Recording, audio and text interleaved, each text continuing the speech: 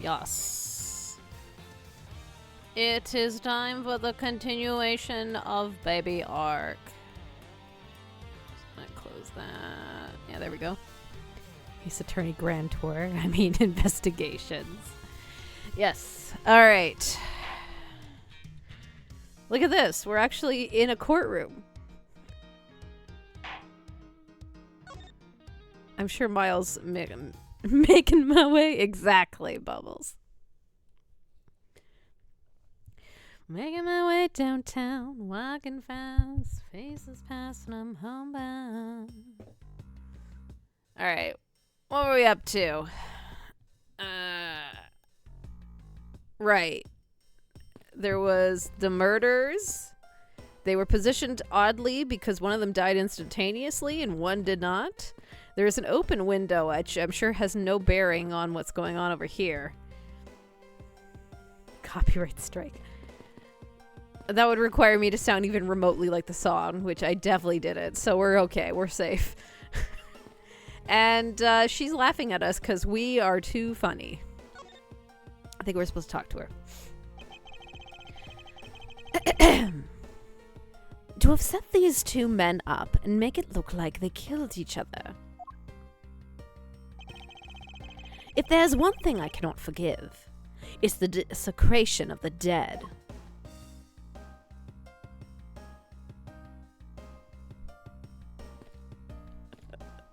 Oh, that wasn't talking to her. That was the body. There we go. So, what did you want to ask me about? KG-8 incident. The current case of the murdered Cadopian embassy staff member.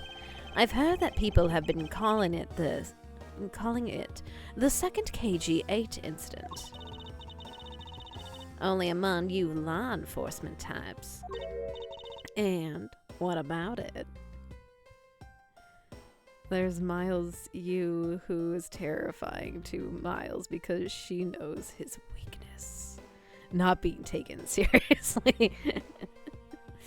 I mean, Miles' costume in particular as a young attorney is very cartoony, for lack of a better word. And what about it? I'd like you to tell me everything you know about the original KG-8 incident. I'm afraid I can't help you. I don't know anything beyond what was reported in the papers. No, I believe that you know much more since you are directly tied to the KG-8 incident. I'd appreciate it if you stopped with the false accusations. Baseless outbursts are useless, both inside and outside the courtroom. Don't you know? I do, but I also know that I do have a leg to stand on here. Also, like, maybe she just thinks that we're super dumb and we know nothing about this case, but it wouldn't be that hard to figure out why she would be connected to the case.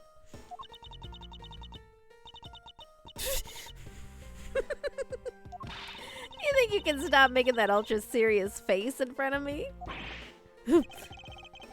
If you could please stop laughing for just 1 second. I'm not going to make any headway like this. I'm just going to have to show her exactly how related to the KG-8 incident she is.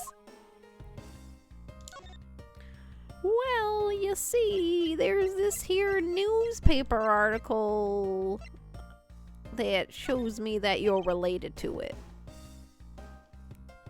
I arrived to people napping. Yes, hey Captain. And Bubbles and Chris. I was like, I don't think I actually said hey. I was just like, yeah, you're here, woo! Alright.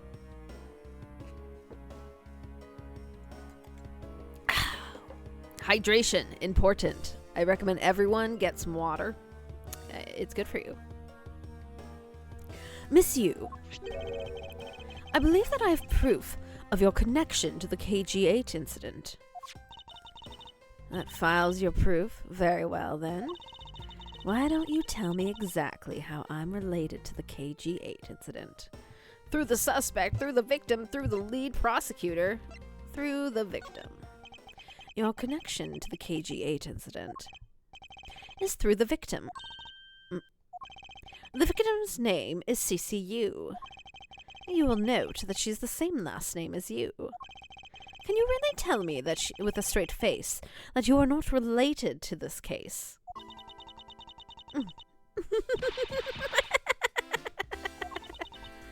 Sorry, but we're not related. Oh, what? Just kidding. You asked that question with such a serious look on your face that I couldn't help but...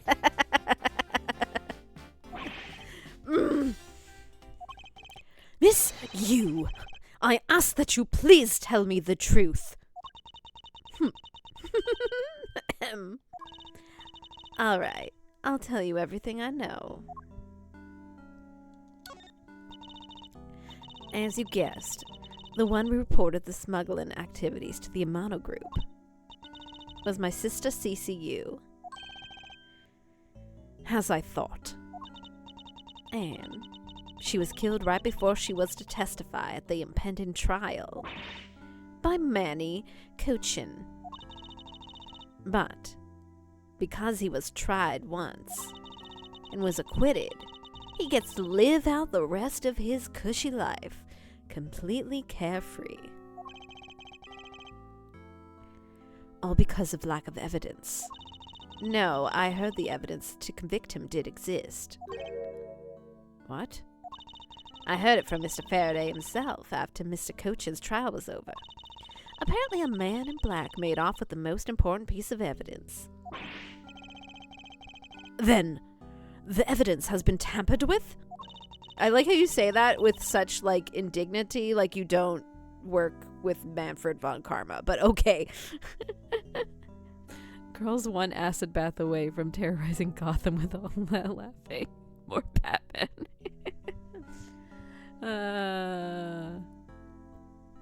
That is a funny coincidence.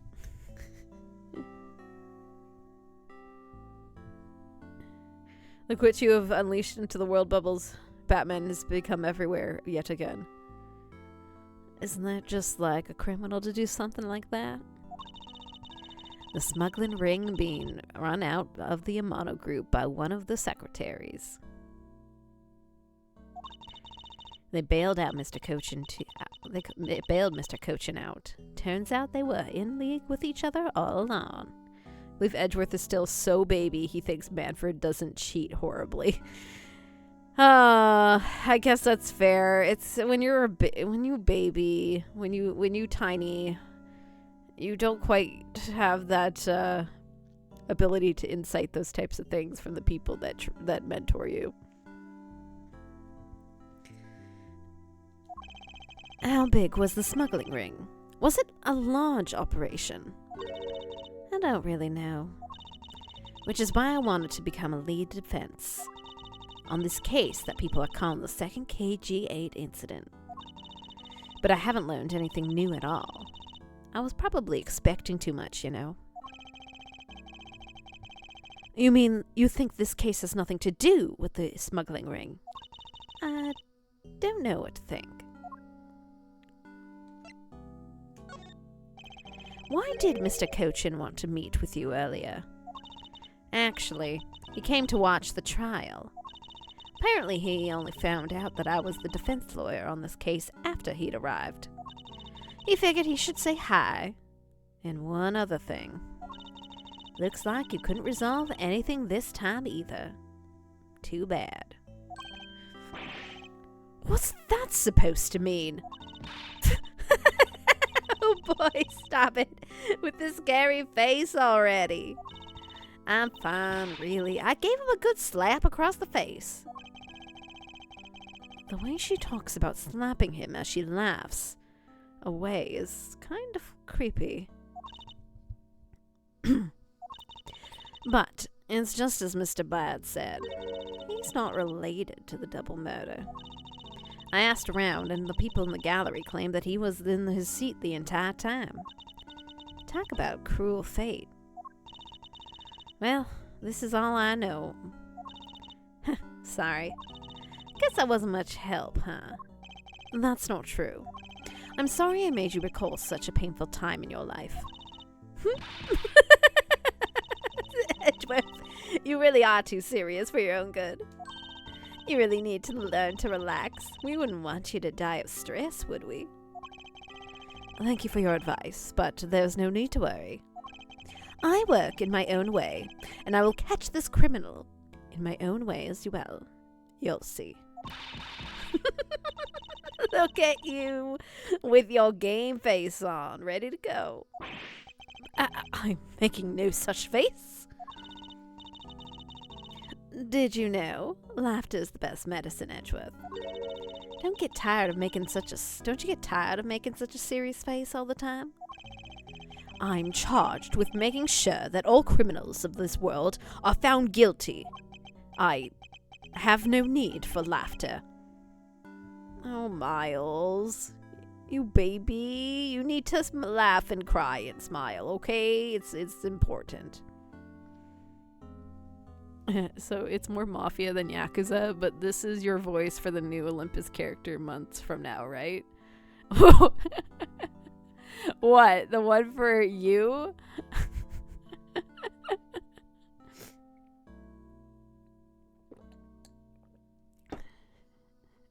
Edgeworth will make his heart Quaindiar.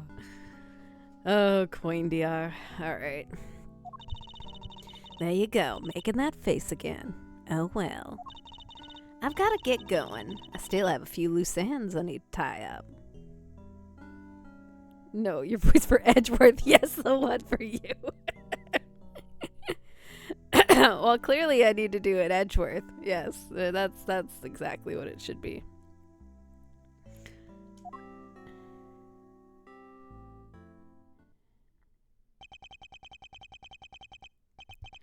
I mean, Yu's voice is just a less exaggerated Valora, really. Which wasn't really intentional, per se. It just kind of how it worked out, but... at a little lower pitched. The KG8 incident. This murder investigation. It is my belief that these two cases are related to each other somehow. Plus, that Detective Gumshoe.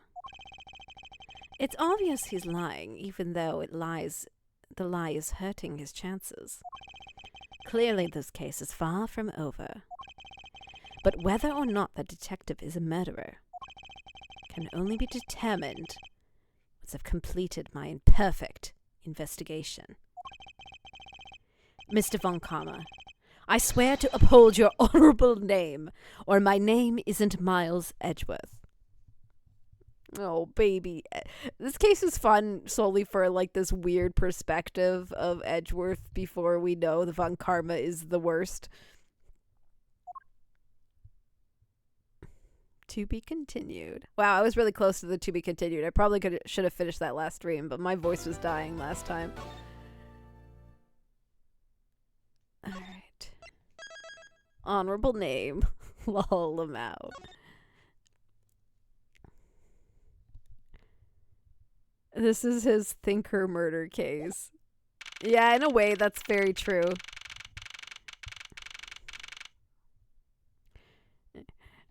Captain, I'm curious. What would you play in a game where you were a part of a Yakuza family?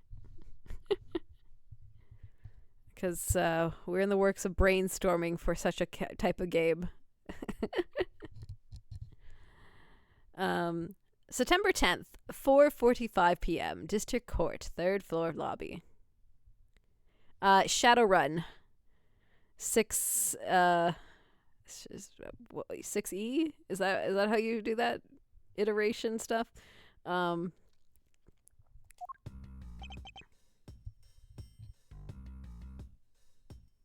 We can crowdsource our characters. Well, why not? It's just brainstorming. It's literally what we were doing for like 10 minutes ago.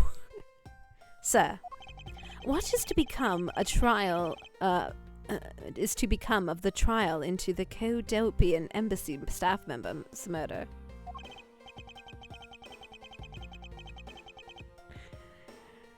Indeed, since both the suspect and the prosecutor are now dead, the case will be dismissed. In other words, the trial ends here, prematurely. Looks like you'll have to wait just a bit longer for your big debut.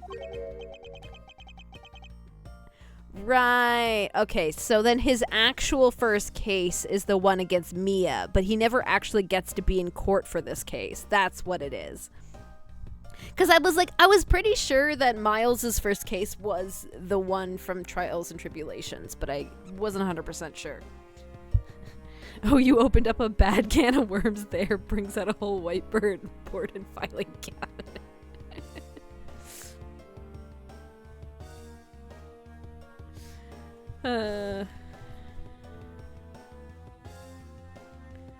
It's time for the return of Princess Hime-sama. No.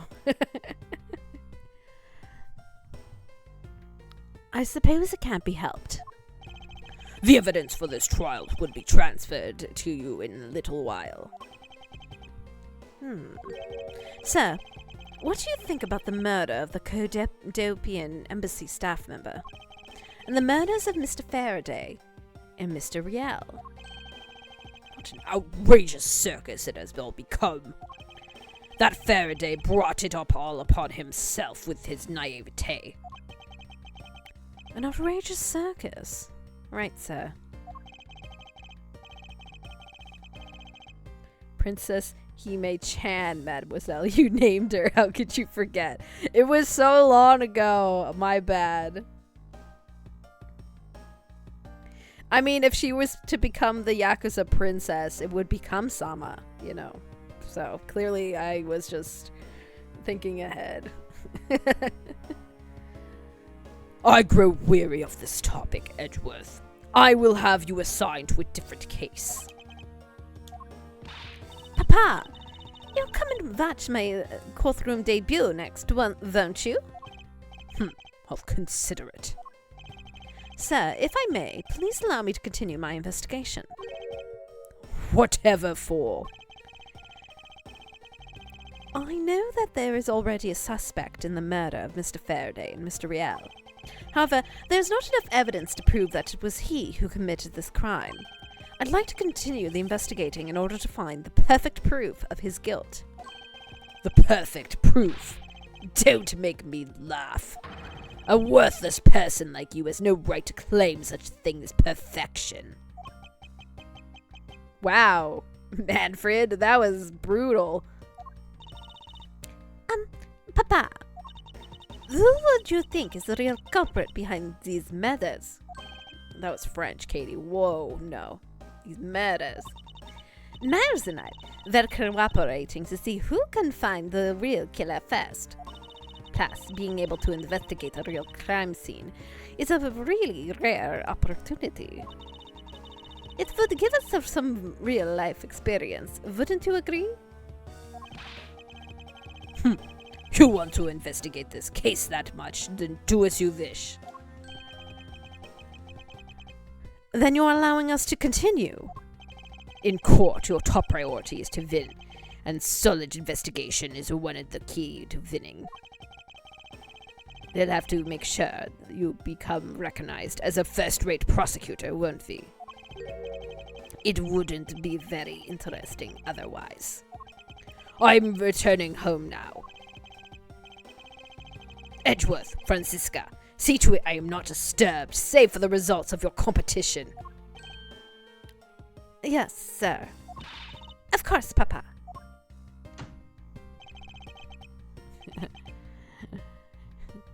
Formerly blind person, gifted eyes, and being turned into the wheelman woman in return for indentured servitude to the person funding the eyes. Always wanted to be the wheelman in a game. For some reason, montage of crashes. Nobody trusts me with the car in the game. Become Princess Hime. Anyway, I haven't done anything modern where you would be the wheelman, huh? Like, Brightlands never spent long enough in that part, although we didn't ever bit. I broke the character's legs like spaghetti in an active dryer, so driving is off the table.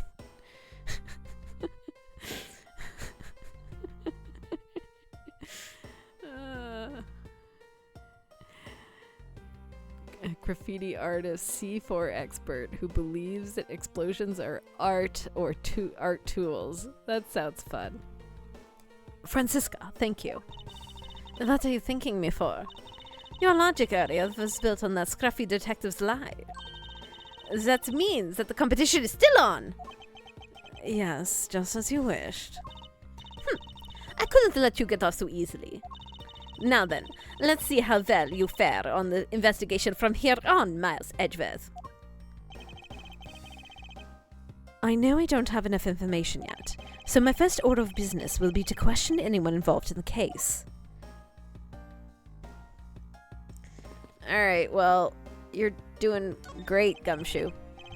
It's bookshelf, What's this? Judges? Trials? Exchange law? That's not what I'm trying to look at, Edgeworth. It appears to be a journal where the various judges share their thoughts and ideas. The real daily lives of judges are laid out here on these pages. There's nothing about the court here. It's just a page after page of unrelated dribble.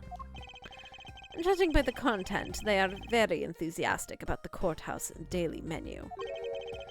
And it would appear that the fried oysters are a favorite. I have no use for such foolishly foolish words from the foolishly foolish crowd. Someone please assure me that this is not true state of this country's judiciary. Oh my god, guys. Francisca's officially a Maya. Okay. It wasn't me, I tell ya! I didn't do anything wrong! Yes, I understand, so let's calm down, okay, buddy?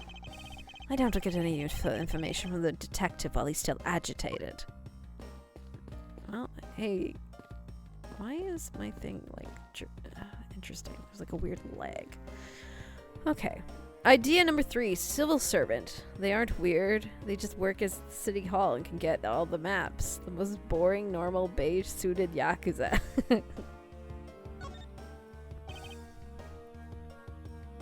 Well, excellent. I think there's an idea that we may or may not work out of a karaoke bar, you know, just to live up to the Yakuza name. So, Miss you. Oh, it's you, Edgeworth. And who are you? Wait, you were at the crime scene just now, weren't you? You should be disbarred for not knowing who I am. I am Francisca von Karma, and I am about to become the successor to the family name. About to? I guess that just means for now that you're still just another kid. In which case, it's only natural that I didn't know who you are. That? Why are you whipping me? Anyway, it looks like they're about planning to hold the evidence a bit longer. If there's one thing I can't stand, it's waiting. I'm terribly sorry, but I have a few more questions to ask you. Look at you, eyes scrunched, with lines on your forehead. And that to ask of you.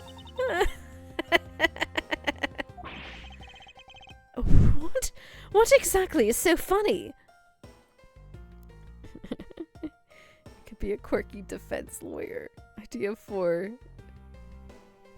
Jet Skate Foot's Katana. Mix between Ryu Hakusa and Jet Set Radio. Okay, that's badass. Idea number 5. VTuber. Excellent. Yes. I should play a VTuber, clearly.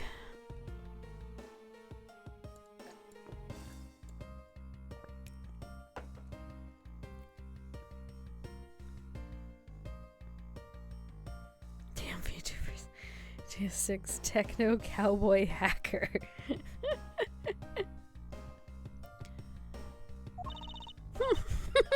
Sorry, it's just a bad at dealing with super serious atmosphere. Apparently they failed to teach you proper behavior at the crime scene in What am I saying? Apparently they failed to teach you proper behavior at the crime scene in law school. I feel much better now. So, what is it you want to talk about? I'd like to inquire as to where you were at the time of the murder. We were in defendant lobby number 1 the whole time, up here until we heard the gunshot. And by we, I mean Mr. Bad. If you don't believe me, feel free to ask him yourself. You were with Detective Bad? Why? We had a little something to discuss, that's all. Idea number 7. Who let Dr. Frankenstein get a hold of cybernetic implants? It was me.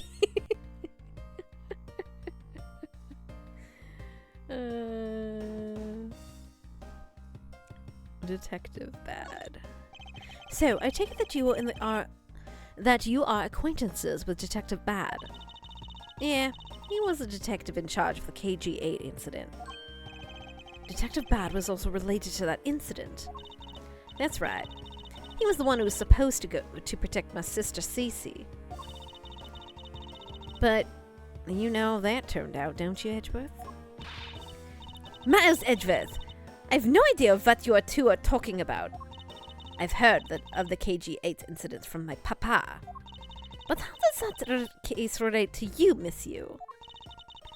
The victim of the KCCU was my little sister.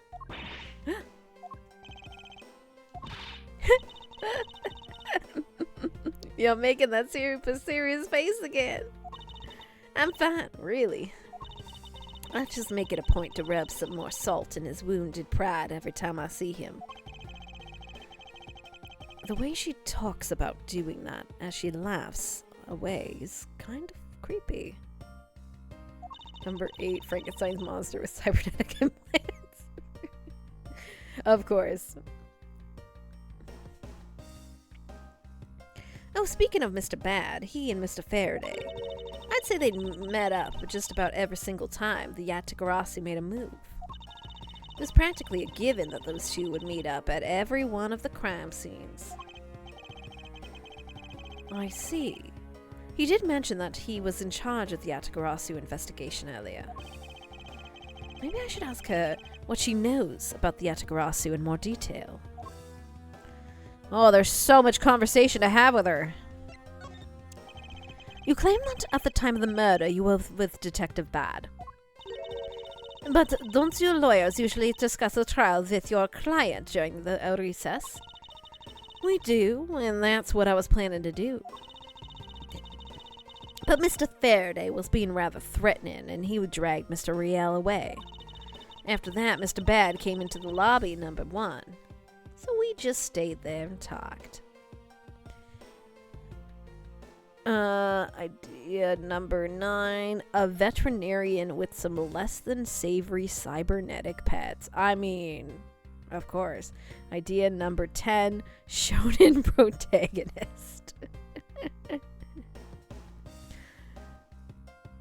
You weren't kidding when you said that you had a whiteboard where you could scribble out ideas on. Hey, Captain. Are you waiting for the day where you get to play a more futuristic setting? Once again. I don't know how much Shadowrun you guys, or related properties you guys play on Saturday Night Crew, so.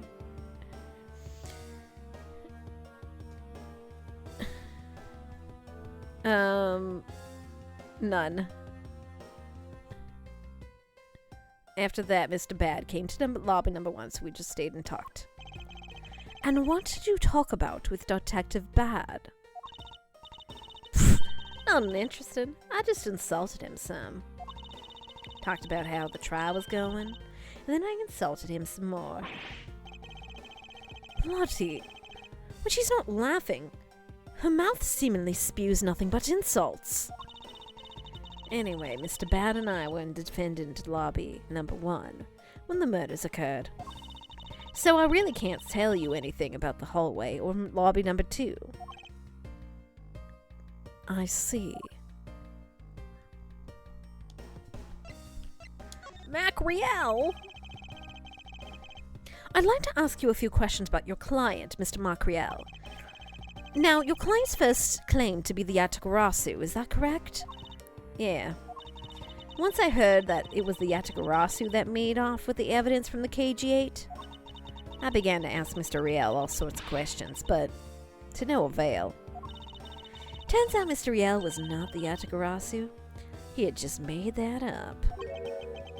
He made it up. Mr. Riel's crime was caught on tape by the security cameras.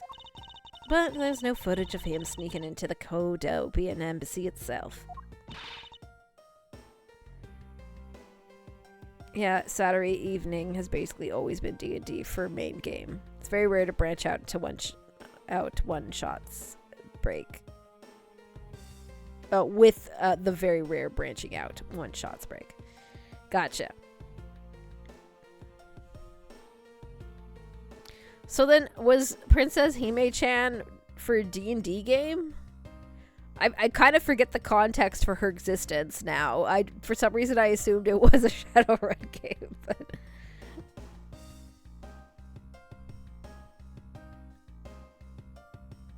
Tenra one-shot. I don't know what that is. Hold on just 1 second. Then, you mean to say that you knew that he was not the real Yatagarasu, and that he was just another cold-blooded killer, and you are ready to defend him? Yes, that's right. I see. So a defense lawyer is actually just someone whose job is to cover for criminals. Oh, Edgeworth. No, it's someone you try to seek the truth with. Through purely platonic means. That is why defense lawyers are so detestable. But they're no match for us Von Karmas. I don't believe it. You're serious. Why don't you save that face for something really worth being serious about? And Edgeworth, do you remember what I said earlier? I have my own agenda. And I'm still on the hunt for the leads regarding the KG-8 incident, alright? And for that, you have not a single qualm about defending a known killer. Don't put words in my mouth. I said no such thing.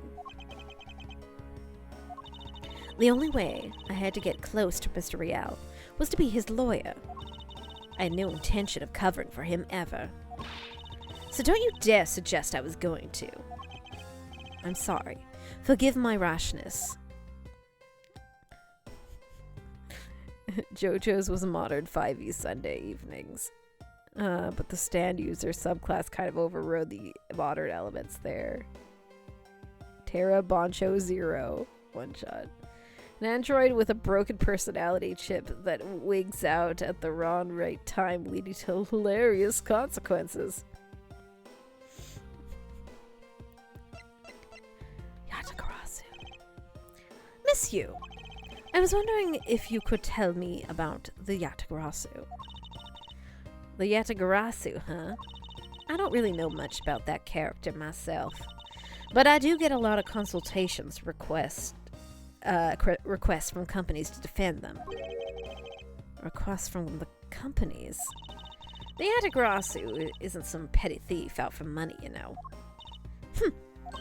Alright then, perhaps the Yatagarasu is in the business of stealing people's lives. You're not very funny or witty, are you, little Miss Von Karma?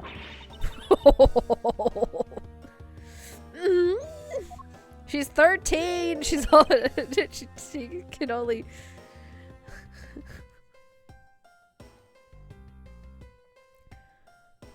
Francisca, be careful about who you whip. Choose carefully, or we may be sued by There, I chose carefully, just like you wanted.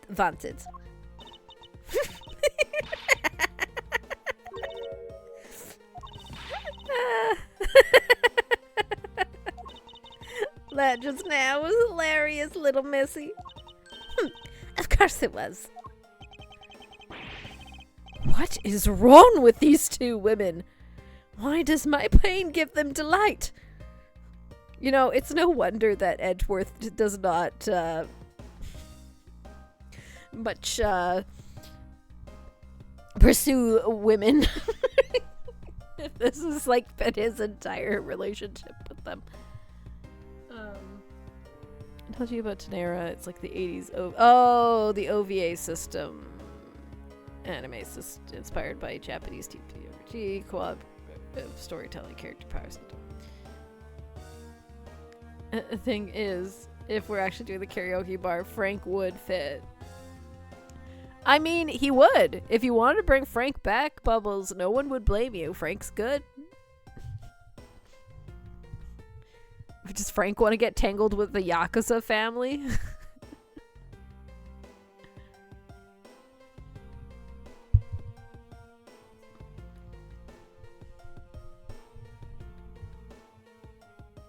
Could be Frank Jr.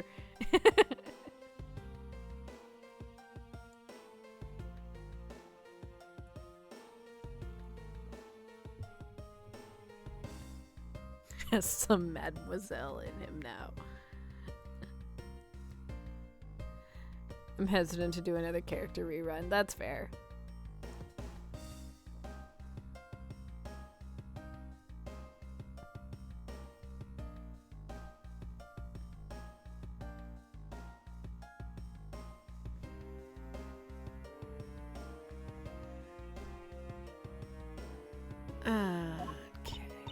And so in what ends, what is the Yatagrasu? I have to say, I've never heard of of this thief when I was in Germany. The Yatagrasu deals in information, namely in digging out dirt about backroom dealings and the like of companies. The Yatagrasu is a vigilante who steals such information, then makes it public for all to see. Vigilante or not, this person sounds like just another criminal to me. I suppose you could put it that way. But either way, I get a lot more clients now thanks to that thief.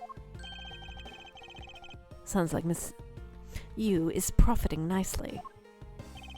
I suppose I've gotten all I can out of Miss Yu.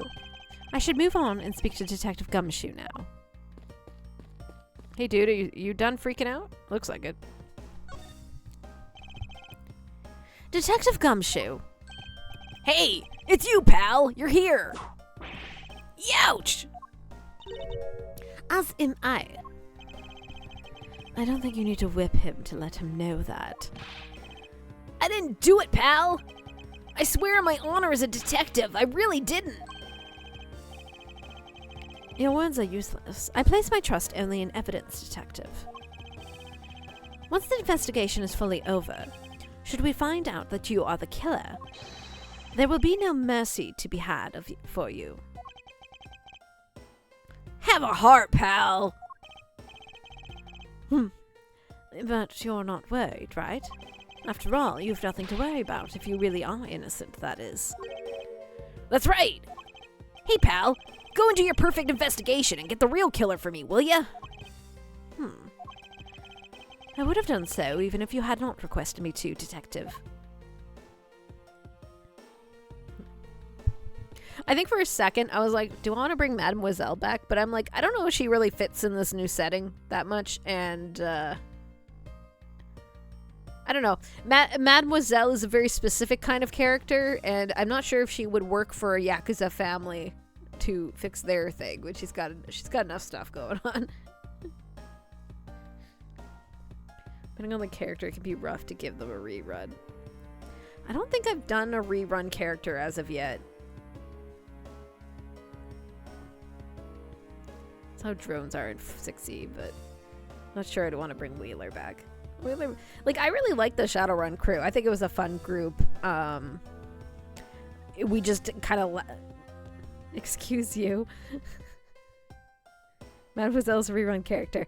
She's not the same character, though. Like, they're similar, I will admit. But D&D Mademoiselle was not the same as Shadowrun Mademoiselle. Multiverse. There's a Mademoiselle in every universe. She's just a different lady.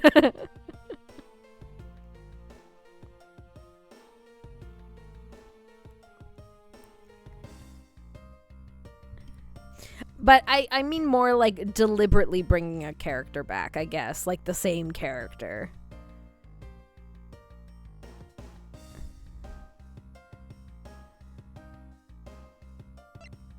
Motive for murder.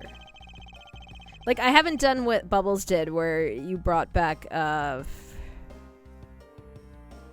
shit, why is my brain completely drawing a blank all of a sudden?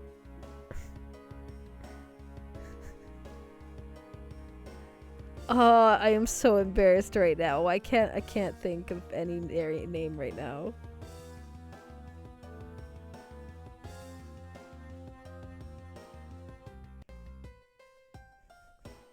Brugar. Thank you. I kept thinking Dvorak in my head. I'm like, it's not Dvorak. That is the character in your game, Katie. That is not the character's name. Brugar. It was one thing. I was super unhappy with how things ended. Yeah, that's totally fair.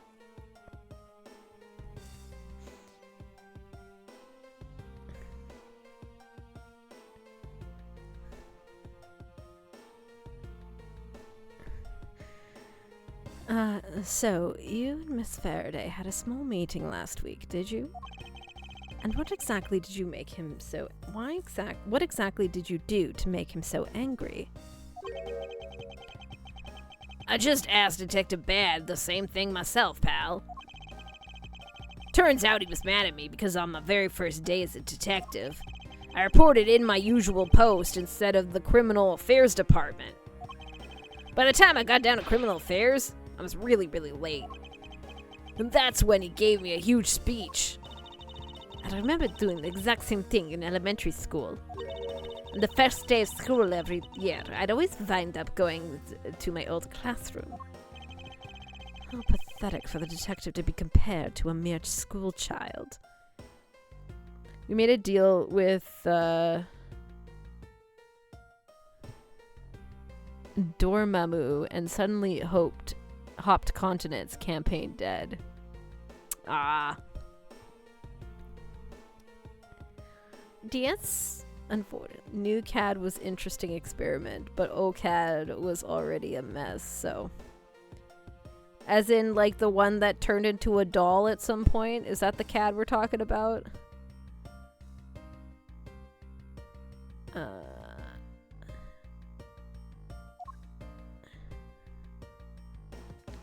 During the recess...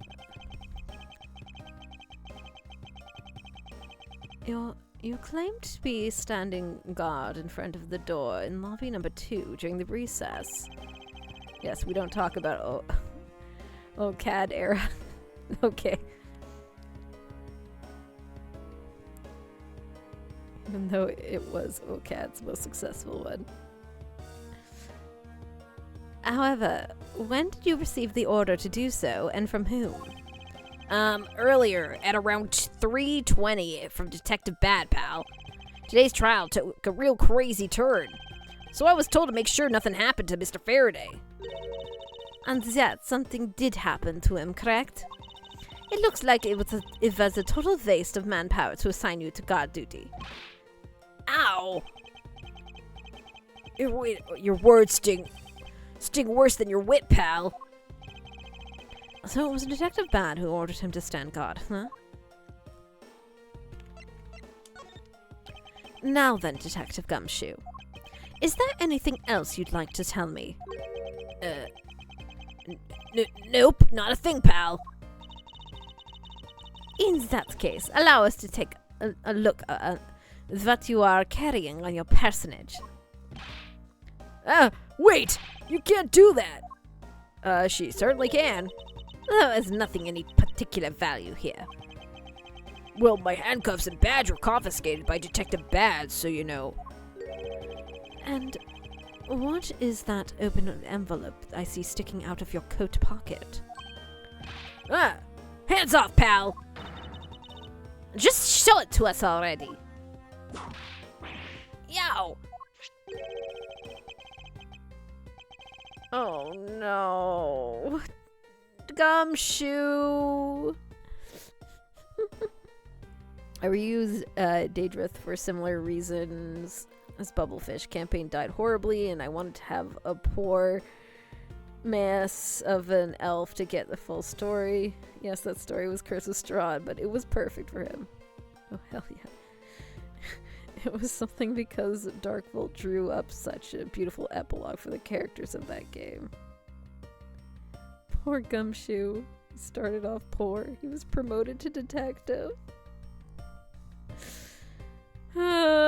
Yeah. Annual bonus check within. $5 total. Except there's no check inside. You've had a look, now give it back, pal. It's my first bonus as a brand new detective. Just got it in cash today. I had literally no cash on me up until I did it, you know. So that envelope's real special to me. Now give it back. You don't need rubbish like this. Don't worry. They'll throw it away for you later. Oh, could you? Detective Gumshoe's annual bonus of $5. Literally had no money on him until he cashed this. Oh, Gumshoe. I'm sorry, but we need to take him for questioning now. I think I've asked him everything I needed to. No, wait. Since he became a suspect, there is one piece of evidence I should reconfirm. Officer, I ask that you wait a second. I still have one thing I'd like to reconfirm with Detective Gumshoe. Understood. Please make it brief, sir. I want to hear it from the horse's mouth. No, I'm starting to talk. Blech. This is the problem when you switch in between accents. Okay. I must confirm whether or not his testimony about when the crime occurred is the truth. Okay.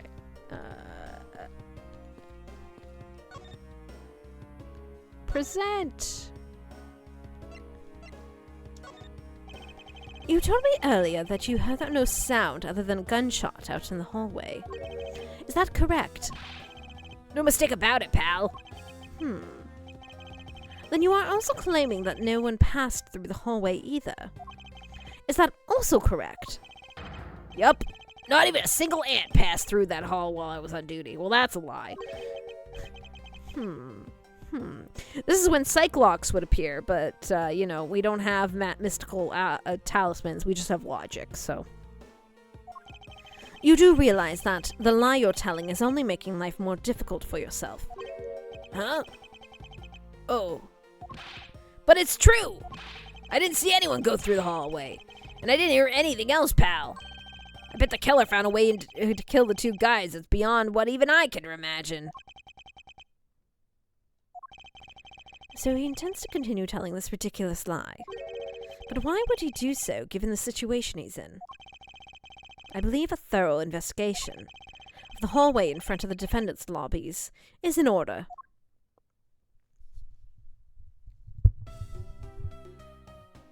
Oh. Hey, you!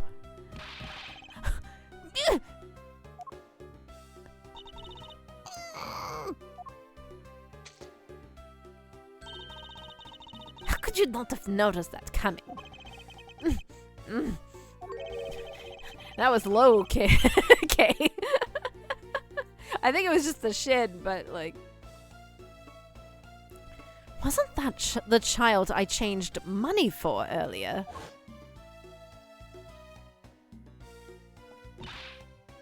Thanks. That's exactly what I needed. Kids can sometimes be so cruel. It looks like she dropped something. A Swiss roll. Dropped by the mysterious young girl. Says courthouse special on it. Maybe we should arrest the girl. She might turn out to be a valuable lead. I believe some sort of punishment may be needed to be dealt the next time we meet. I believe I've asked all I needed of this man. Now, for Detective Bad and the judge. Edgeworth exists to get beat up by girls, women of any and all ages. Exactly.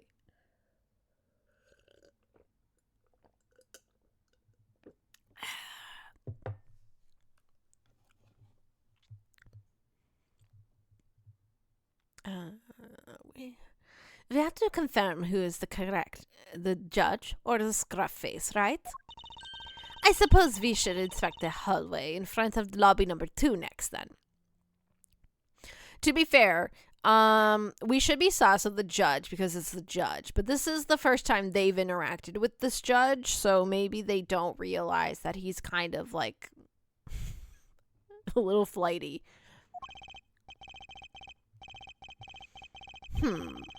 I suppose so. Shall we head over, Francisca?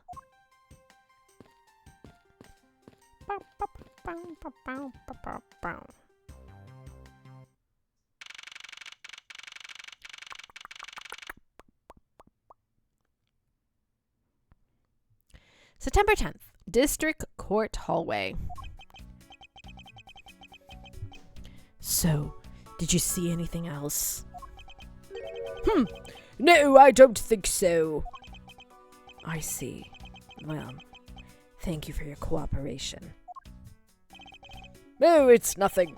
Just doing my duty as the defender of the law. That's all for now. I'll ask again if you have any other questions. Anytime, detective. No, if you'll excuse me, I have a few loose ends I have to tie up. Oh, you're that new prosecutor Mr. Von Karma recommended, right? No, I'm Miles Edgeworth. My name is Miles Edgeworth, Your Honor. And I'm Manfred von Karma's daughter, Francisca von Karma. I'm set to become a successor to my genius father any day now, Your Honor. Francisca, you don't have to say that to every person you meet, by the way. Just so you know. I have been excited for this part of the investigation. The bullshit courthouse specials vending machine. I see. Mr. New Prosecutor, Are you alright, Your Honor? Please feel free to refer to me as Miss von Karma, Your Honor. I think Frank or something Frank adjacent can be my backup if I can't think of anything else the game gets closer. That's probably a good plan to do. For me, I've been trying to debate if I want to be a charismatic character or if I want to be a more utilitarian character. And I don't know the answer to that question.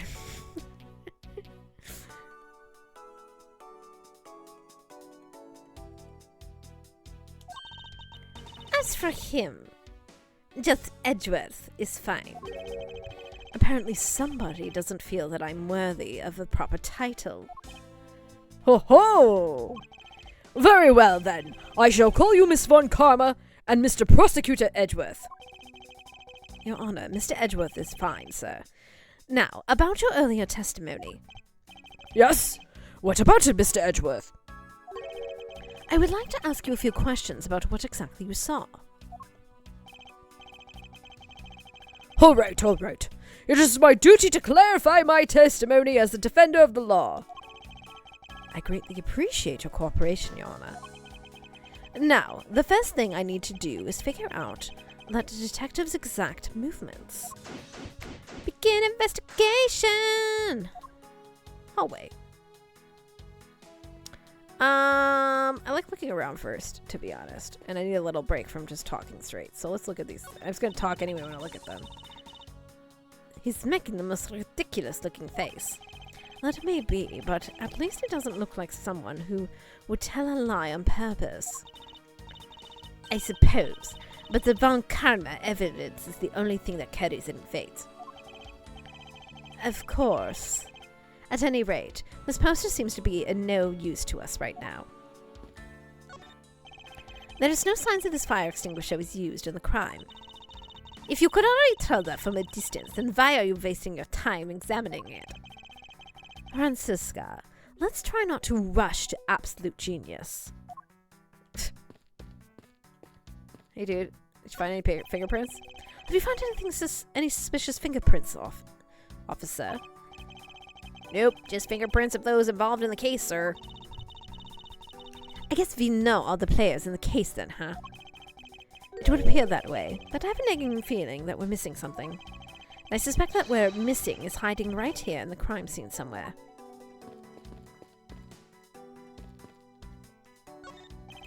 Did you find something, officer? I think there's a $5 bill back there. Come on, just a little more. Is there no working in this crime scene, without a total waste of living tissue? Oh, isn't there no one working in this case that isn't a total waste of living tissue? Jesus, Francisca. Could also think of things from a diegetic starting point. Kind of weirdo gets pulled into a karaoke-fronted cyber yakuza.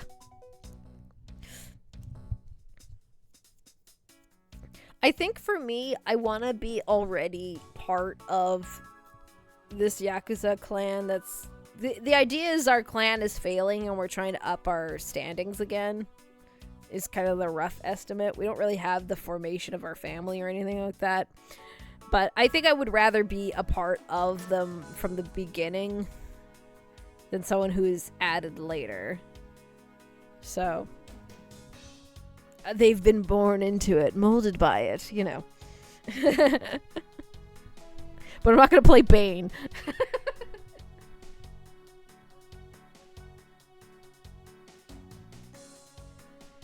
I can't do the voice, so as we found out when I was playing Fire Emblem, and I couldn't do Bane for the Black Knight, so...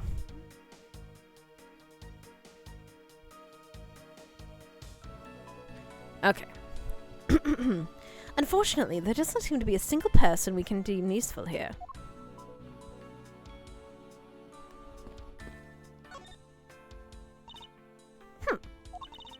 It would appear this vending machine sells snacks of various foods. Just lovely, and what will they think of next? Ham sandwich, $8. Beef jerky, $9. Swiss rolls, $6. I'm going to say that's probably just milks. Why is this food so expensive? Don't be a jerk and cart like these beef jerks. 1 pack for $9. Defendant fresh milk, 1/2 pint, $7. Stay neutral as a Swiss do until the very end with these for $6. They're awfully overpriced. The lineup is simply awful, period. Speaking of snacks, I wonder if that Swiss roll the little girl dropped is from this machine. I was wondering about that myself. Orange juice, $9. Hot dog, $7. Why is the orange juice $9?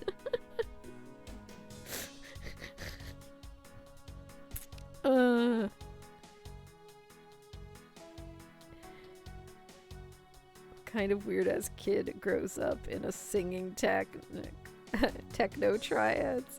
Just some poor bozo who was working as a karaoke clerk and then got taken over and they were roped into the Yakuza family. Well, look what's here. Stay neutral as a Swiss do until the end of these. The end of what? Well, I assume it means the end of the trial. I suppose this means that one should eat these during the recess. You can't eat during a trial, so I suppose the only time you can eat them is now, huh? I wouldn't mind if you wanted to eat one now. They come in a pack of 2 after all. They're in the middle of an investigation. Besides, I don't have $6 on me. Francisca. If you want, we can pool our money and just buy a pack together. If I have to split with you, then I don't want it.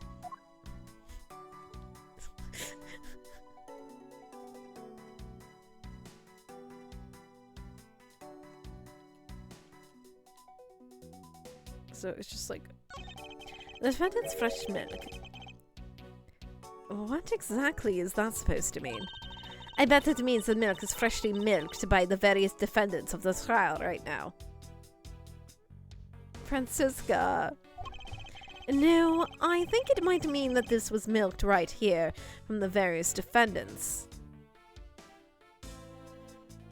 Edgeworth! Miles Edgeworth? You can't possibly be serious. Of course not. Okay. Edgeworth made it so much worse. He really did. Look, movie theater food is expensive. Yeah, court is another form of entertainment. Of course. When it's looking bad, blind your opposition with some OJ. Are they promoting violence? Don't worry. My whip will make sure anybody who follows this advice won't for long. Compared to the sting of a whip, the sting of orange juice may not be so bad. Don't let the prosecution and the defense make a ham sandwich out of you. It sounds like it's directed at the ham of the judge. Well, it certainly isn't directed at me. I can outmaneuver him any day. Don't be a jerk in court like these beef jerks. I see. Objection! There's Edgeworth. Wouldn't you agree that it's a very clever pun?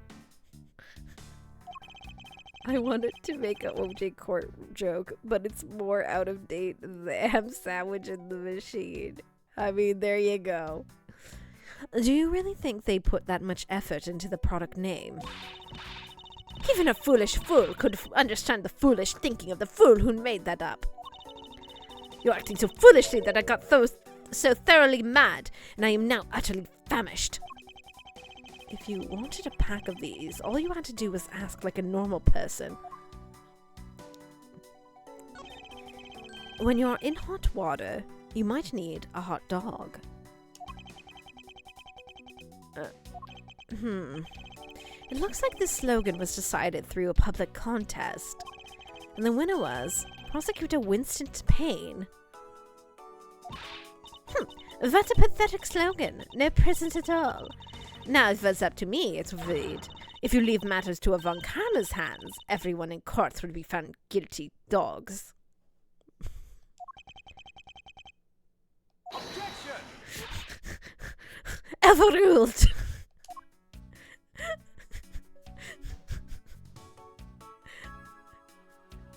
This was totally unnecessary, by the way. Like, we had to find out the Swiss rolls were from here, but that was about it. Something unusual about this area.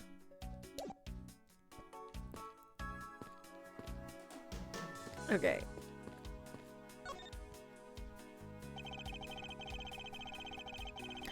I won't rest until I've inspected every suspicious nook and cranny. Well, first of all, there's this thing. What is this? It's a pink-colored piece of trash made of rubber. I feel like I've seen something like this before. Well, all of this I see is a piece of garbage. But, you know, the fact that there is a litterer, that's really hard to say in this voice, running loose inside the courthouse is simply unforgivable.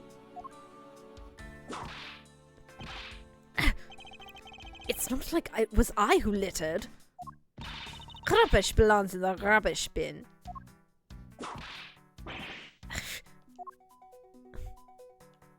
Okay, well, there is bugs. The ants are hard at work, carrying their food home. It's a marvel that they can pick up such comparatively large objects to their size.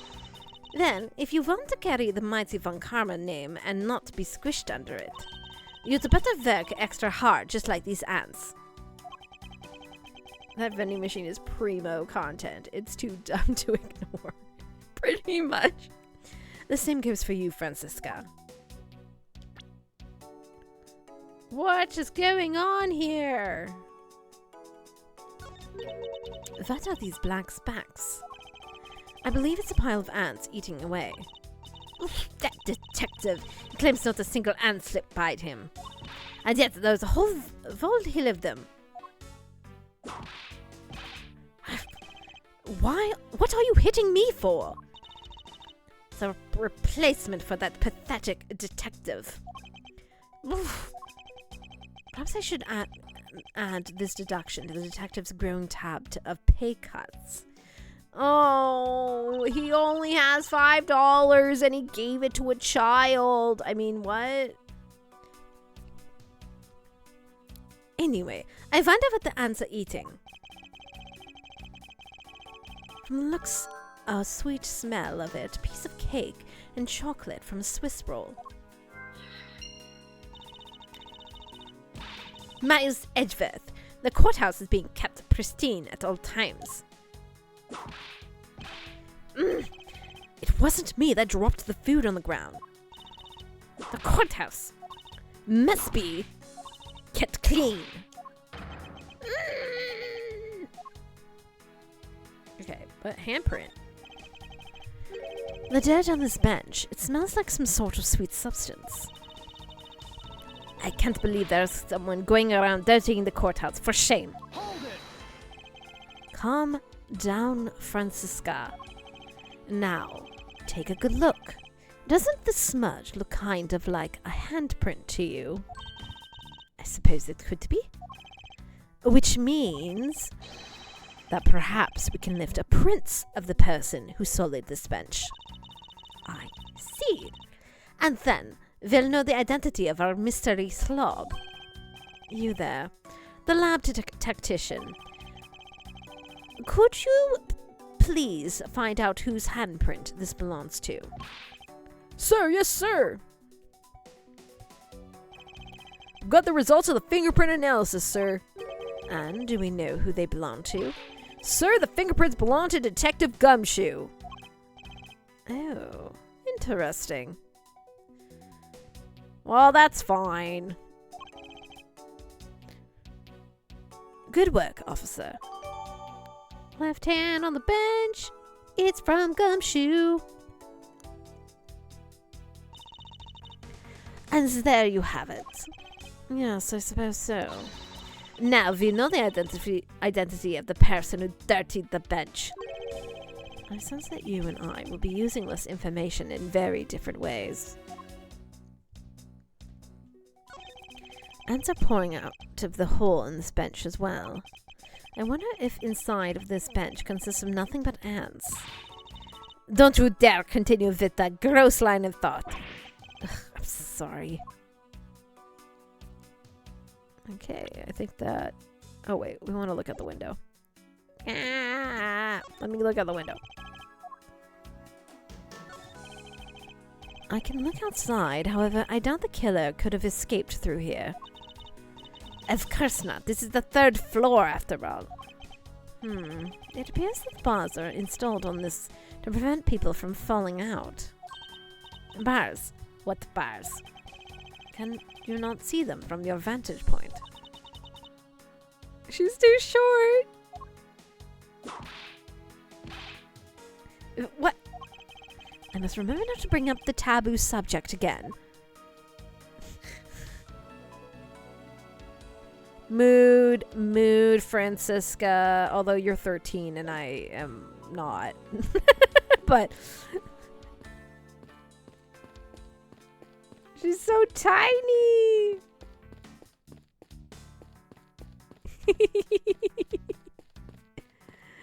Okay. Back to investigating. Oh god, if I'm gonna have to do more judge, I'm gonna need more water. I'll be right back. I'm gonna get some.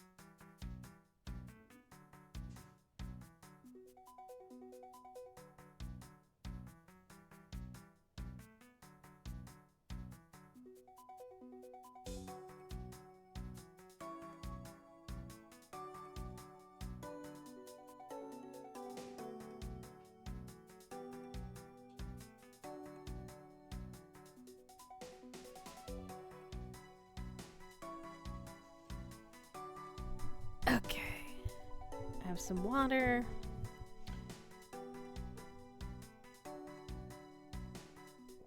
Resting my voice for a second. Now to move on from cyberpunk ideas to cowboy ideas.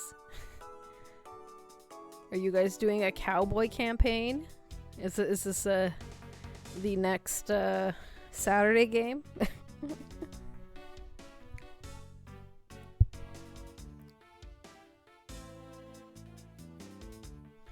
A one shot.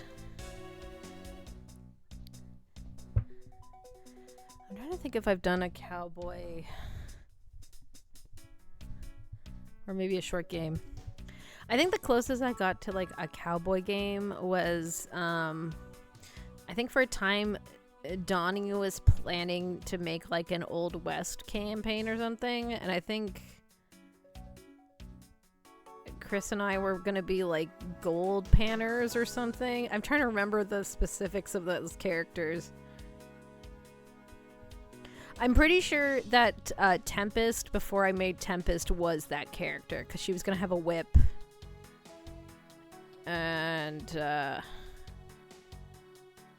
like because that originally like that's more cowboyish, I think, and then eventually I was just like, well, Tempest is gonna have the whip instead.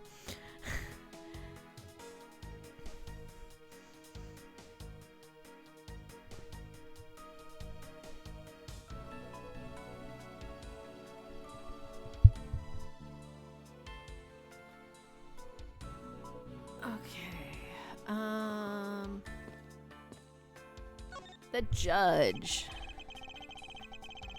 Your Honor, I'd like to ask you a few questions if you don't mind. Where were you at the time of the murder? Dude, I Do you suspect me or something? Seeing the judge like this is so freaking weird. No, nothing of the sort, Your Honor. Ahem. Very well. You may continue your testimony. Your Honor, it's your testimony I'm after. Oh! I had no idea you were chasing after me or my testimony. It really is uncanny. See the judge like this, yeah. I'm beginning to sense that I might want to avoid being in trial run by this judge. Oh, Edgeworth. Little did you know that this was basically the only judge you were ever going to be in front of, save for the one blonde judge that sometimes shows up.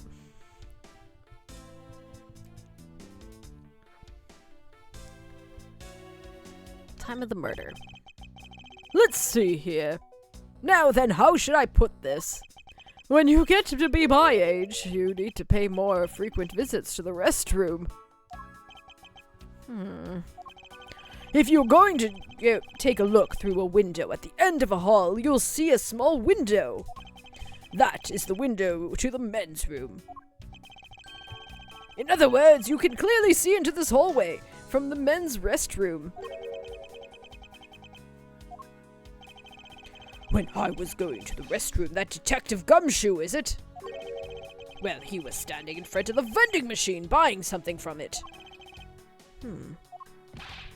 However, and this I couldn't believe, when I was about to exit the restroom, there was not a soul in the hallway anymore. Oh geez, I wonder how this predicament happened. Your Honor, if you could please calm down and explain it to me rationally. Oh, I'm really sorry. Please let me regain my composure. It was really suspicious. That's what my finely honed judge's intuition said. Well, Gumshoe must have lied and been murdering people. There's no other explanation. Although, well, until the murders occurred, I just sort of brushed it off. Ho ho ho. Apparently this judge doesn't understand the concept of staying calm. The restroom window, huh? I wonder if you can really see the men's bathroom window from that one there. You can. I'm looking at it right now. I demand you show me the view at once. I suspect her height is what's limiting her ability to see. That's probably all I'm going to find out from His Honor. Oh, thank God. Mr. Edgeworth, may I return to my other duties now? Yes, I'm sorry to have held you up. Thank you for your cooperation, Your Honor. Ho ho ho, any time, Mr. Edgeworth, any time.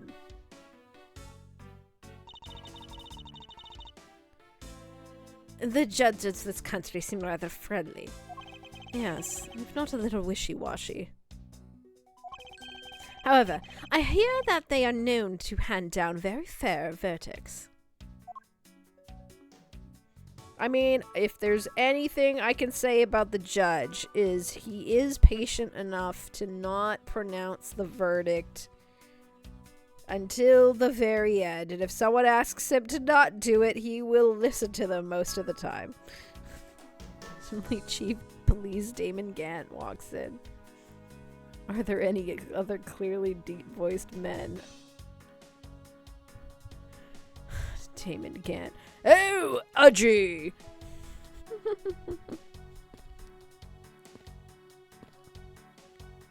I mean, I'm sure Godot is going to be a deep-voiced man, but I guess he's going to be whatever voice you end up giving him when you do go back to Trials and Tribulations. Technically, I would say that Detective Badge should be a deep-voiced character, but I've decided to just go with, like, a deep, kind of breathy voice because it's the only thing I can do that won't kill me.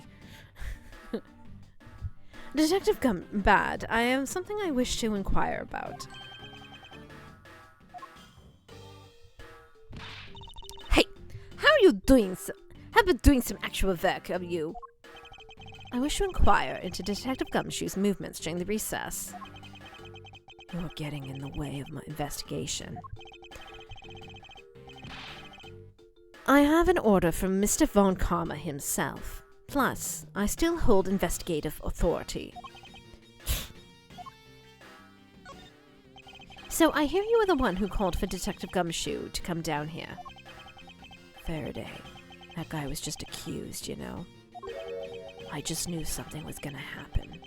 My detective's instincts told me. We all acknowledge she should have Christian Bale-style Batman voice, and we also acknowledge that you would die and didn't need to do that to yourself. I mean, Von Karma's already in this case, right? So that's like the ultimate deep-voiced man. Objection. Simon Blackwell, if he showed up.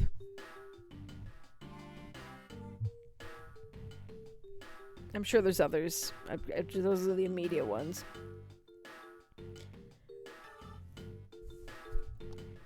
A lot of good you did. You couldn't even protect one lone prosecutor visit.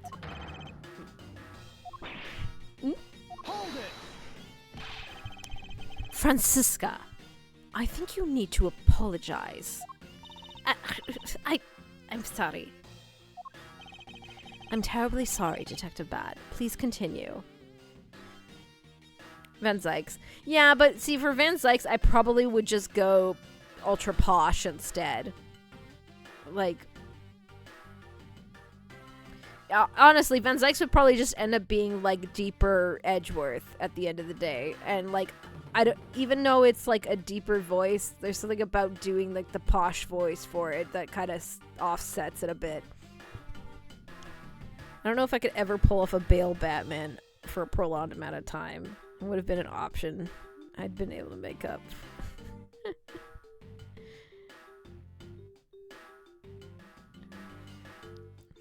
I mean, like, I think we tried to do the, like, multicast Phoenix Wright once a long time ago, and it was a lot of fun, but it was really weird because of the delay. We did our best.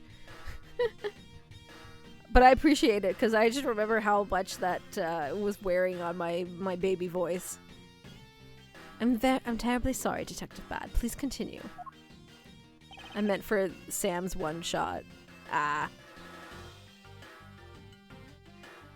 Oh, yes, of course. Hey. I used the phone on the first floor and called the precinct. I told them to send somebody over. And that detective's the one who showed up. And only upon his arrival did you set Detective Gumshoe to the stand, sir. To stand guard, Detective Bad? Yeah, I waited for him on the first floor. Clearly someone in the Yakuza game should play our attorney. But I think that's just because there's so much Ace Attorney on the brain. We need a lawyer to help us go after our our foes in the legal side. All right. Yeah, I waited for him on the first floor. Like, if you need more voices to help out, you only have to say the word, of course. Flashbacks to missiles, but also regular missiles, because God forbid I have interesting battles.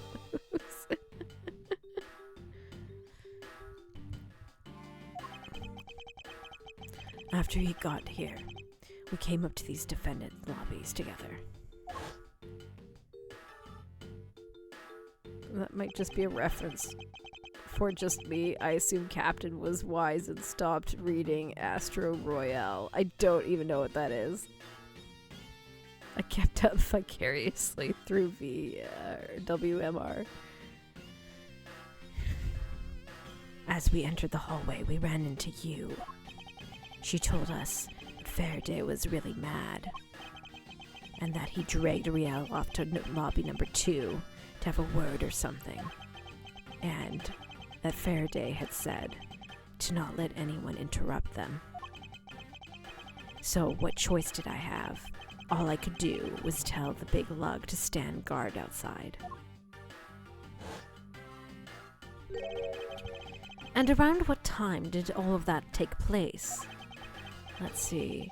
I think it was about 30 minutes before I heard the gunshot. After giving the big lug his assignment, he never left the hallway, not once. Oh, and how can you make such a claim? One of the guards out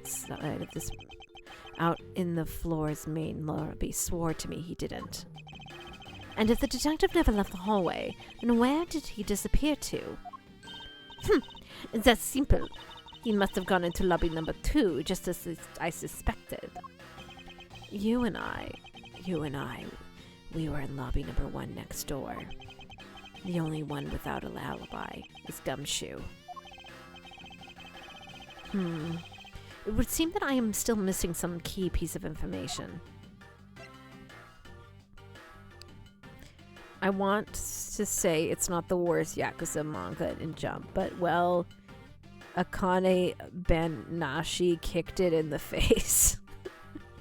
Speaking of good manga moments, you get through more of Monochrome Days. Did you get to the ocean spread? I finished all the chapters. This was the recommended one. Gunshot. Detective Bad, you also heard a gunshot, did you not? Yeah. I heard it when I was in defendant lobby number 1. That's why I came running towards lobby number 2 together with you. How much time elapsed between your hearing the gunshot and your arrival on the scene? Less than a minute. What were your movements up upon hearing the gunshot? I grabbed the big lug, was just walking around in the hall, and the race to the lobby number 2. And that's when we discovered the bodies, in that order. Okay, I think I now remember the actual string of events for this case. But, so that should help a little bit, but also deter me, because then I'll know ahead of time what I'm trying to solve, but not the part of the I'm trying to solve. Anything about rediscovering and making beautiful things is precious, so I'm glad to have it showing how shading can convey color as well as it did perfection. Yeah, Manga Plus lets you read 6 chapters for free, so I tried to remember to bring it up before it was out at the early grace period and you can check it out. That was nice. Now let's hope that you aren't misled by knowing where it's going 2 steps before the game wants you to be. Exactly. That's why it's like a bit of a double-edged sword to have that information. Alright. And when we discovered the bodies, it was in that order. That makes you discover the crime scene, right? Yeah, I guess it does. Little miss. I am about to become a prosecutor very soon. You will treat me with dignity I deserve, or else. You wave that thing around anymore, and I'll have you arrested for obstruction, little miss. You wouldn't dare. Just joking. Detective Bad is really something if he can make Francisca behave. Are we about done? Is there anything else I should ask him about? Time he heard the gunshot, place he heard the gunshot, the situation around the gunshot.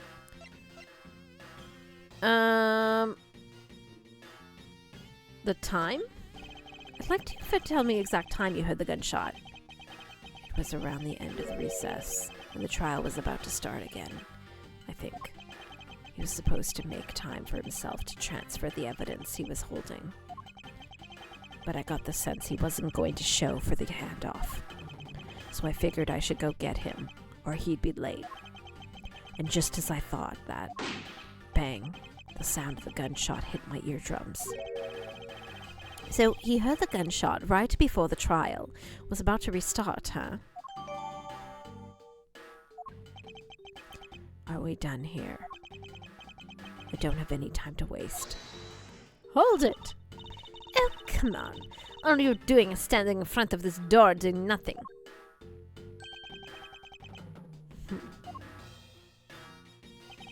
I get the sense that he's somewhat investigating this crime scene. Or rather that he's keeping us under surveillance. But to what end? Detective, may I ask you that you cooperate with us for just a bit longer? I don't have anything else to say to the two of you. You guys were the ones who said you wanted to investigate in the first place. Fine then. Be obstinate. We'll do just as we please. Come, Miles. You may no longer be willing to help us, however. May I ask for the forensic scientist's cooperation? Do as you like.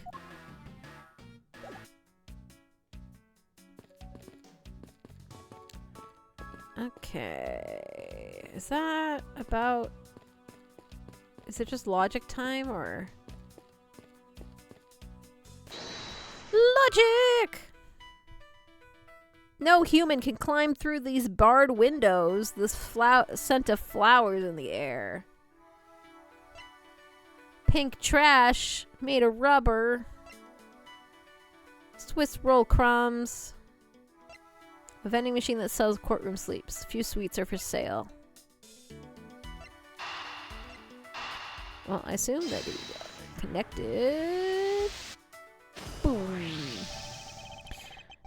These bits of chocolate cake, could they not have come from a Swiss roll? A Swiss roll? Why would the courthouse sell something like that?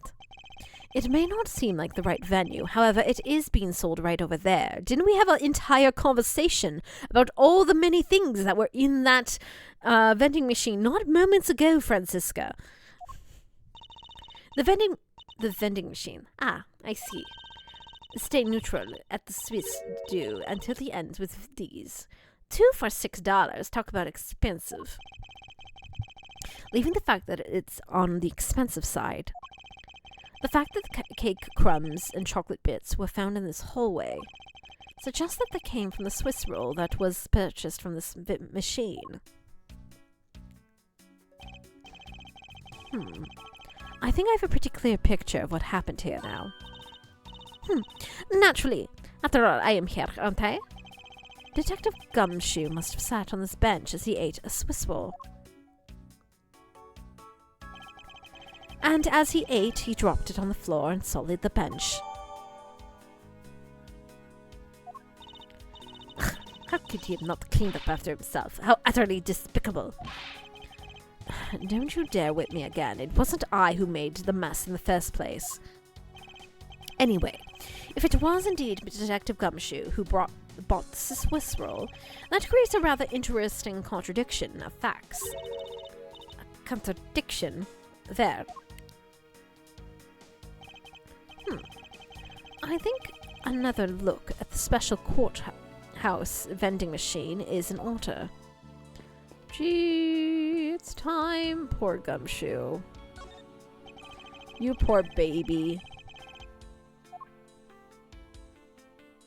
It's $6, guys. But Gumshoe only had $5.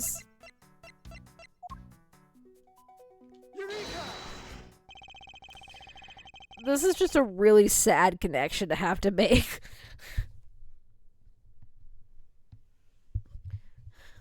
Gumshoe didn't even enjoy these Swiss rolls. That cost more than his annual salary bonus.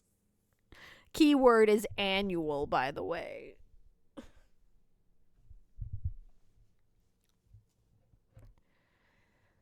About Detective Gumshoe's finances, he said that until this morning, he didn't have even a single penny to his personage. Where does Gumshoe live? Is he okay?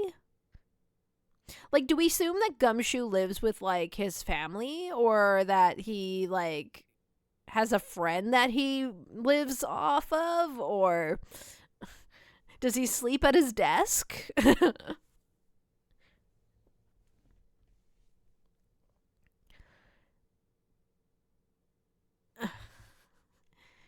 Just how poor is that guy? If his bonus really was only $5, then she shouldn't have been able to purchase a pack of sweet rolls. However, the fact that they are the facts being as they are, we found a cake with crumbs on the floor. Meaning Scruffy must have bought the pack somehow. Indeed. Look, in Yakuza, we've seen that there are always local homeless camp nearby. It's sad to think about, too. Poor Gumshoe. The detective should not have been able to purchase a pack, and yet he did. The question is how. What's even sadder is he spent $6 on something that's probably terrible. Like, he could have at least, like, gotten a good sweet.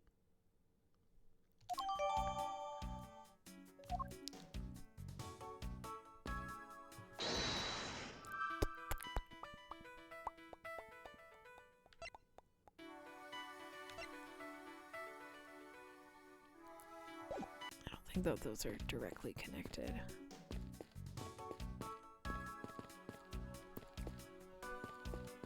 Unless they are, I guess, but... Hey, dude. Oh, we can't talk to you. There's nothing new to say anyway. Won't rest until I've inspected every suspicious-looking nook and cranny. Ugh.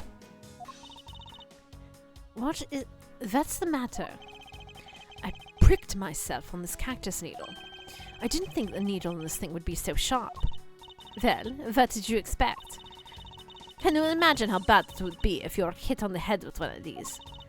Anyway, this cactus seems to be unrelated to our case. Do you really think so? Because I believe that this cactus is sitting on this windowsill is completely related. I looked it up. Gumshoe has a perchance for getting involved in complicated murder cases, which he uses his powers of persuasion and determination to get assigned to. Unfortunately for him, he is often bumbling and incompetent, and he has had his pay cut many times by several of his superiors. This has forced him to live in a not blank great apartment complex called Compton Castles and subsists on instant noodles and off-brand products, though he tries to diversify his diet when he can. Well, you know where Gumshoe deserves to live? An apartment that is incredibly cheap because it's haunted by Shiba Inu ghosts. God, I wish. Oh, then I look forward to your explanation on how exactly it's related. Well, I'll do that right now, Francisca, because this pink piece of trash got exploded by this cactus, bitch. This pink rubbery substance, I saw this in a different form earlier today. Whoa, Katie, you're getting your accents mixed up again. I believe that this is a piece of popped balloon. I suppose that's possible.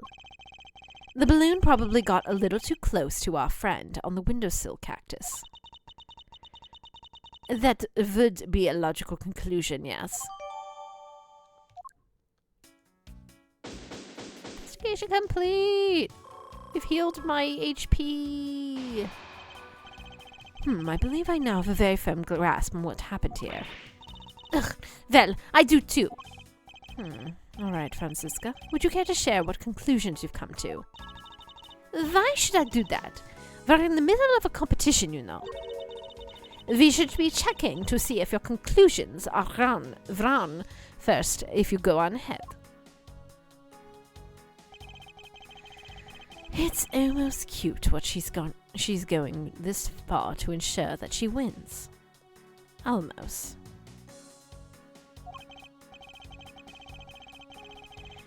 Very well. But first, we need to pay His Honor a visit to correct his testimony. Uh-oh. Oh no, I have to argue with the judge, guys. It's gonna be fine.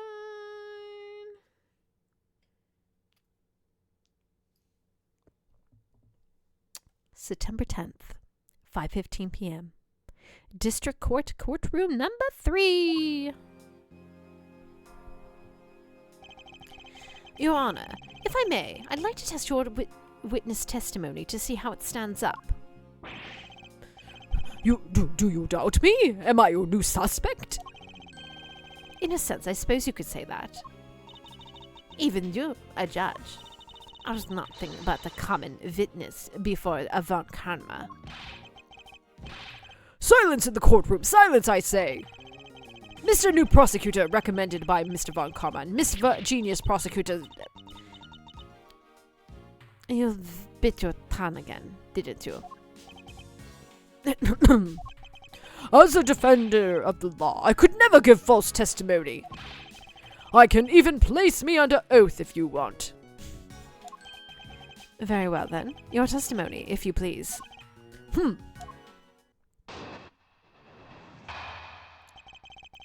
What I saw at recess.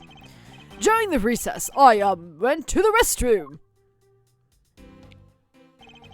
There is a window in the hallway. In the other words, I could see into the hallway.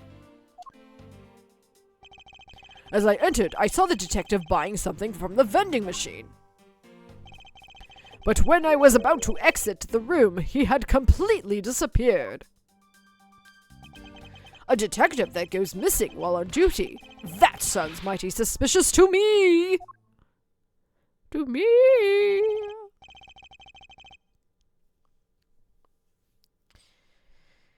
If I had a shred of vocal talent in this regard, I want to attempt to do a Ray Chase Roswell voice at some point, but I don't think I have the vocal talent to flex that hard.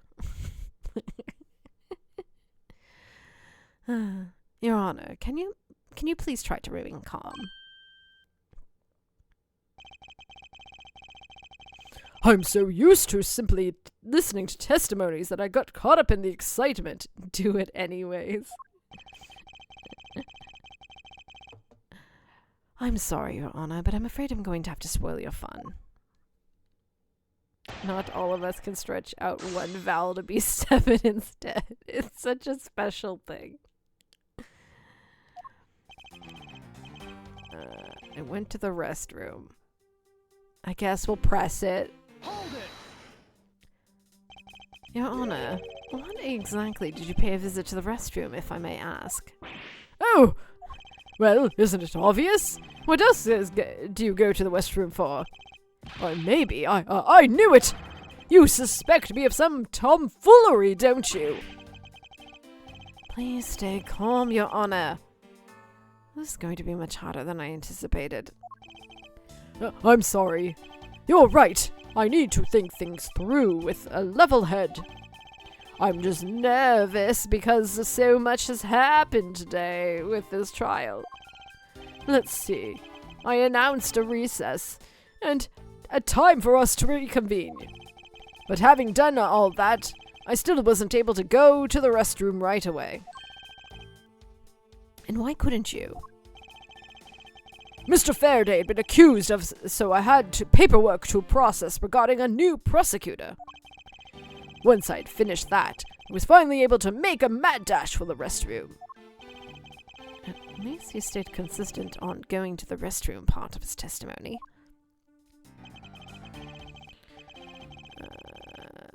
I could see into the hallway. Your Honor, did you really go to the men's room? What? What is the meaning of that statement? I simply meant that perhaps you went to the restroom on a different floor. I had to go just for such a long time. It was all I could do to dash to the closest one to the courtroom. I suppose that's only natural given his circumstances. I ran from the courtroom through the floor's main lobby and down the hallway. Once you enter, you can see through a window just above the urinals. And it was through that window that you... And it was through that window you witnessed Detective Gumshoe, Your Honor. Yes, exactly! Your Honor, there's no need for you to yell. I can hear you just fine. Oh, I guess I put a little too much into that last answer. Now then, let us continue with the testimony. As I entered, I saw the detective buying something from the vending machines. Hold it! Are you sure that the person you witnessed was Detective Gumshoe, Your Honor? Yes, I'm absolutely sure. It's hard to miss someone of his stature, even from as far away as the restroom. Besides, I can't think of anyone else who with that kind of hairstyle and big beige coat. Judge interrogation. Yeah. Well, I was simply wondering if you were mistaken in what you saw. What? Preposterous! My eyes are as sharp as can be, ready to see through the lies unto the truth. I feel like Judge would be someone who needs glasses. Just me, you know. Although, recently things do seem to be a bit fuzzier than they used to be. Clearly his eyes are not the only thing that have gone fuzzy. But allow me to say, with all honor and dignity of the judge, I am not mistaken in what I saw. But when I was about to exit the restroom, he had completely disappeared. Hold it! He disappeared, but Your Honor, didn't you just say, I saw the detective buying something from the vending machine? Why, yes, I did. The restroom window looks over the courtyard, and right into the hallway. But just as I was about to exit, I took another look, and there was no one in sight. That led me to the only solution to this mystery. The detective must have gone into the crime scene, lobby number 2 at that point. At that point! So he looked into the hallway from the restroom, and over the courtyard, did he? Detective gone missing while on duty. That sounds mighty suspicious to me. Hold it! Your Honor, I ask that you please remain calm. No! I'm certainly Palm! I'm perfectly calm. You're being anything but perfectly calm. It appears that His Honor could not have been mistaken in what he saw. I suppose so, given his line of sight. However, Francisca, why don't you suppose our lines of sight are so different? If you're referring to my height.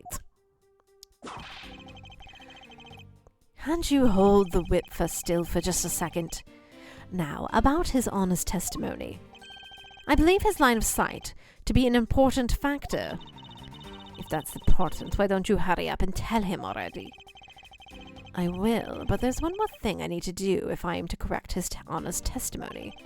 I'm going to need to retrace Detective Gumshoe's movements.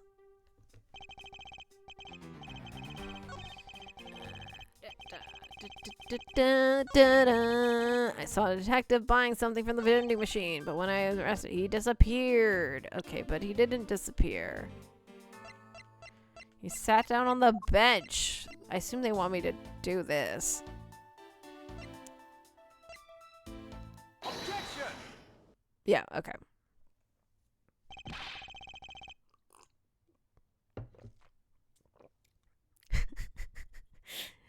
What was that finger wag for, Mr. Edgeworth? Whoa. Mr. Edgeworth. And don't you know it's rude to shout objection while someone's giving testimony? Huh. If you truly are the man of the law, then you must always be vigilant. For example, I never let an opportunity to shout objection pass me by. This is true. Miles does like a good objection. Miles Edgeworth, it's one thing to be passionate about your job, but this is real life. This is what some people may say is the pot calling the kettle black. Your Honor, I wonder if you might take a look at this for me. What is that filth?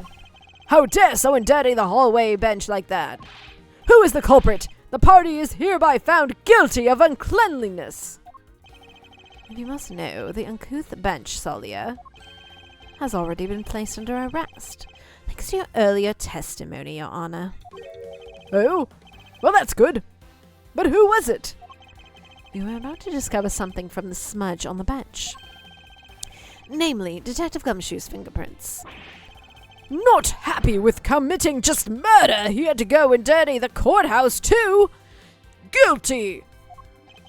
Your Honor, please calm down. While it's true the detective is one who made the mess on the bench, we have not yet established that his action is related to the double murder. What you mean? I believe the detective bought a pack of Swiss rolls from the vending machine, and then promptly sat down on the bench to eat one.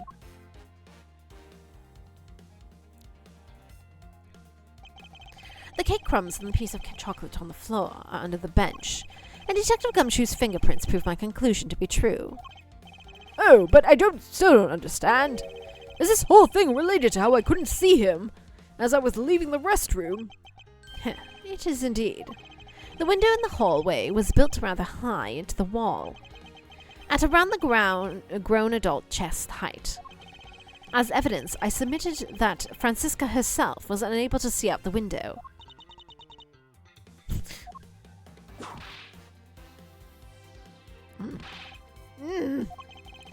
I knew I shouldn't have used her height as evidence. Basically, what this means is that the area directly under the hallway window is a blind spot where a hallway is being viewed from the men's restroom. Then... It seems that you have made the connection. If someone were to sit on the bench under the window... Yes, even someone as large as Detective Gumshoe would effectively disappear from sight. What? Do you finally see, Your Honor? Your testimony has just proven that Detective Gumshoe was in the hallway the entire time. Sorry. I didn't mean to say it with that much enthusiasm. All I wanted to do was try saying it once. Oh, Judge. Here, let me try that again. Hold it. Is there something of value you'd like to say? Yes, actually there is. I remember something else just now. Mr. Edgeworth, please allow me to testify to the court one more time. Even if we overruled him, he'd just end up talking on his own, wouldn't he? And that might not be a bad thing. The more information, the better the perfect investigation, right? Or he'll just muddy the water. What I saw, part 2. I suppose it's possible that you can't see a seated person from the restroom window. However, that doesn't mean the detective was sitting there when I looked.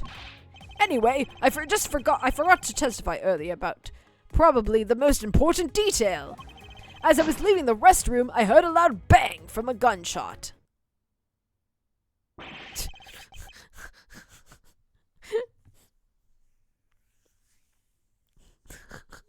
Whitworth, you don't even know. You don't even know.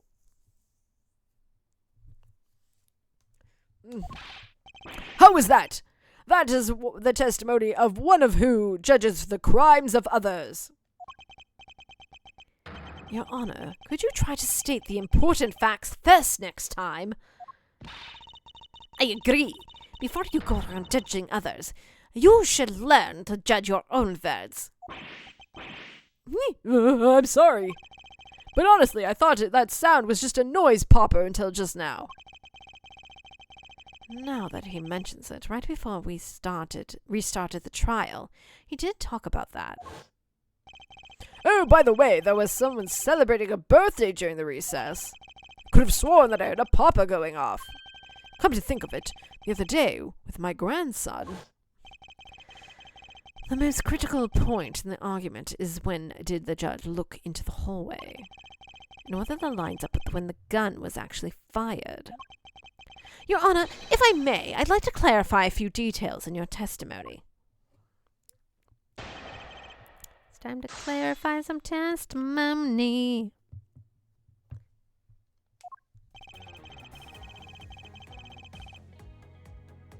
Alright.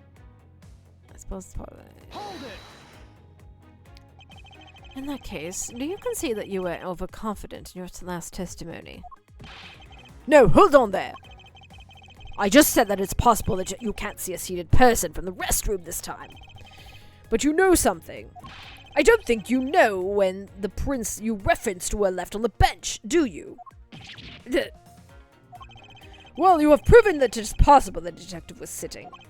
I still have a problem with just when those fingerprints were left. He's right. I've yet to prove when the fingerprints were left on that bench. While he feigns ignorance, His Honor has seen a lot in life. This judge, I mustn't underestimate him. Well, I mean, I suppose.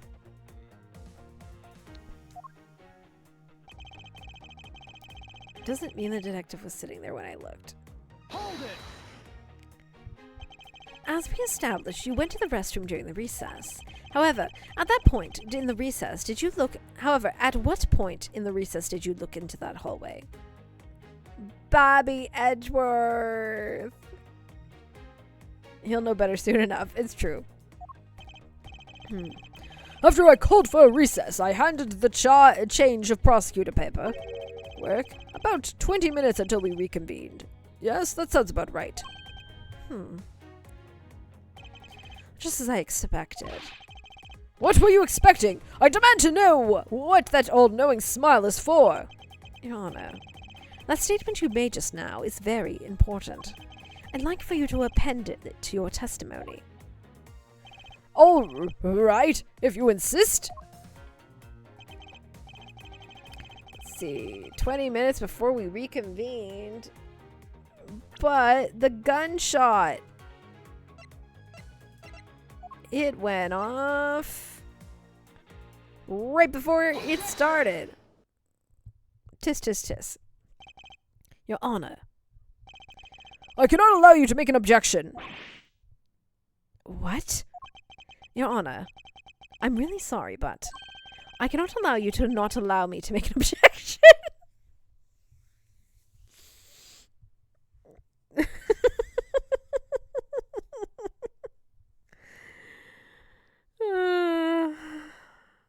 Baby Edgeworth, you're a treat. Hey, Gads! I've been overruled! Your Honor, there are simply too many holes in your testimony for my taste. What do you mean by that? Edgeworth, no you. You claim that you heard a gunshot during the recess, but that's simply not possible. Mr. New Prosecutor recommended by Manfred von Ack. Instead of biting your tongue, why don't you... I see you have no mercy for the elderly either, Francisca. Don't talk back at me unless you want to be the whipped in the back. With your height, you'll need a stepladder or 4 to accomplish that. Not a stepladder, no! Mr. Edgeworth, my ears are not that far gone yet. I'll have you know I can still hear just fine. And I heard the sound of gunshot loud and clear with my own 2 ears. Your Honor, I have here an interesting bit of testimony.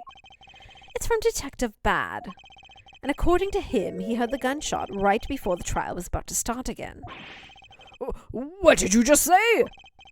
Your Honor, you just said that you heard a gunshot about 20 minutes before we reconvened. How do you explain this glaring contradiction? That can't be! Unfortunately, that is the truth. But I heard it clear as day! Bang! The loud sound of a gunshot! The sound of a gunshot. We need to keep returning to this point of contention. And that piece of evidence, I always did wonder why I found it where I did. However, now I understand what that gunshot the judge heard really was. Unfortunately, Your Honor, this is what what really produced the gunshot you heard. Take that! I found this object in the hallway earlier. What is that pink substance? It may not look it, but this is actually a piece of balloon. I see. And I suppose you would like me to accept that pink balloon into the court record. Your Honor, I present this piece of evidence in order to overrule your testimony. Oh, what? Oh, Judge. Your Honor, your argument goes as follows. You saw no one in the hallway when you heard the gunshot, and now there is no guarantee that the detective was sitting on the bench at that time. Therefore, you believe he must have been at the crime scene, defendant lobby number 2. Am I correct? Yes, that is exactly right. Let me ask you something. Do you think that the gunshot you heard was produced by a real gun? I think I've said enough that even you can figure out the rest on your own. Your Honor, you were fooled by the popping of this balloon into thinking it was a gunshot. What manner of trickery is this? That was a good effort you put forth, Miles Edgeworth. But if it was me, I'd have wrapped this thing up before the judge even testified. Can't you elaborate how one ends something before it even begins? Well, to be honest, I did think that the sound was a bit off from the real gunshot sound. But who could have guessed that someone would pop a balloon in a place like this? That's true. One doesn't usually think balloons in conjunction with courthouse.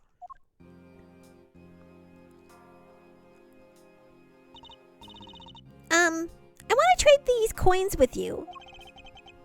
That's it. That balloon the girl was holding. It explains everything. Your Honor, if it makes you feel any better, you didn't lie once in your testimony. However, I can't really vouch for its accuracy. Who knew that giving testimony could be such a difficult thing to do? Oh, Judge, you have no idea. What have I done? I owe Detective Gumshoe a very big apology. I will see to it myself that he is released. Wait. There are still a few things I've yet to resolve about what happened in the hallway. Your Honor, I request your permission to further question Detective Gumshoe. But why? I thought we just cleared his name. Whether we did or not now, I still cannot say. The only thing I can do for now is continue in my quest for the perfect explanation. And to that end, I must resolve the remaining issue pertaining to the events that occurred in the hallway.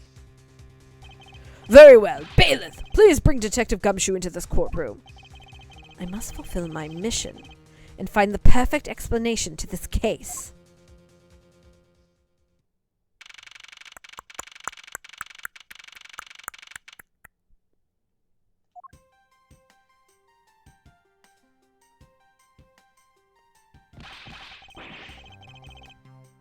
Okay, I'm going to take just a second,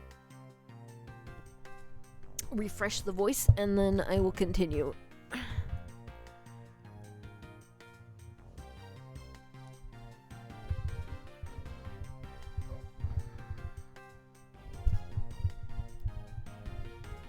So much talking.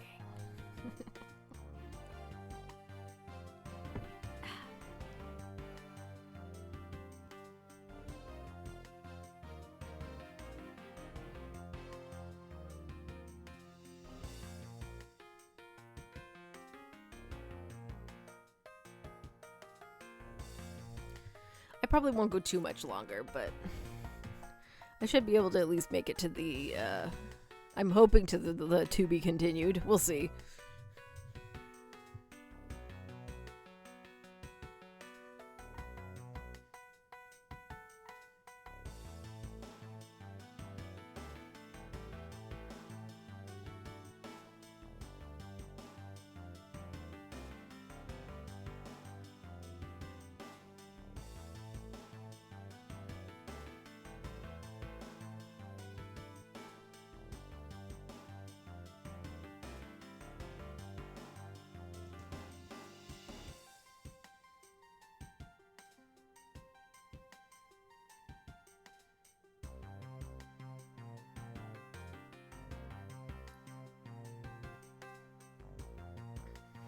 Put a late night Neo stream. I'm sorry, you want me to destroy my voice, I see. Okay.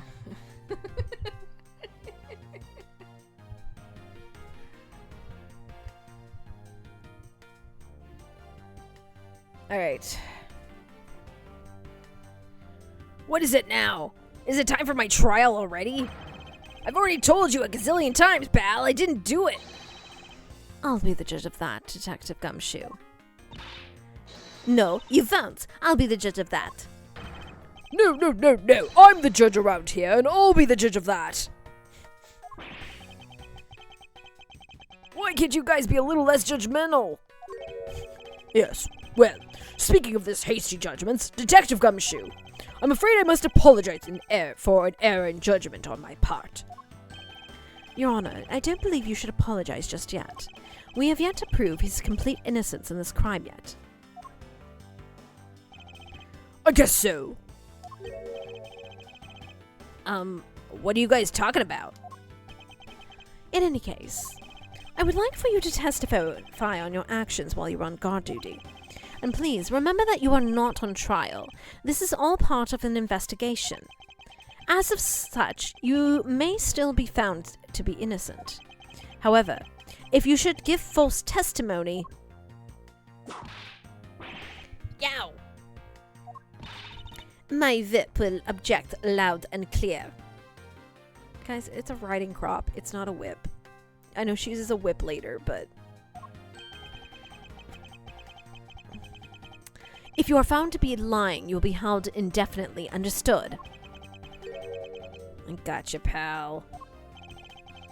Thinking back on the state of the crime scene and the judge's testimony, it's obvious that Detective Gumshoe's lying. And if I can't break his lie, then we may never get a break in the case.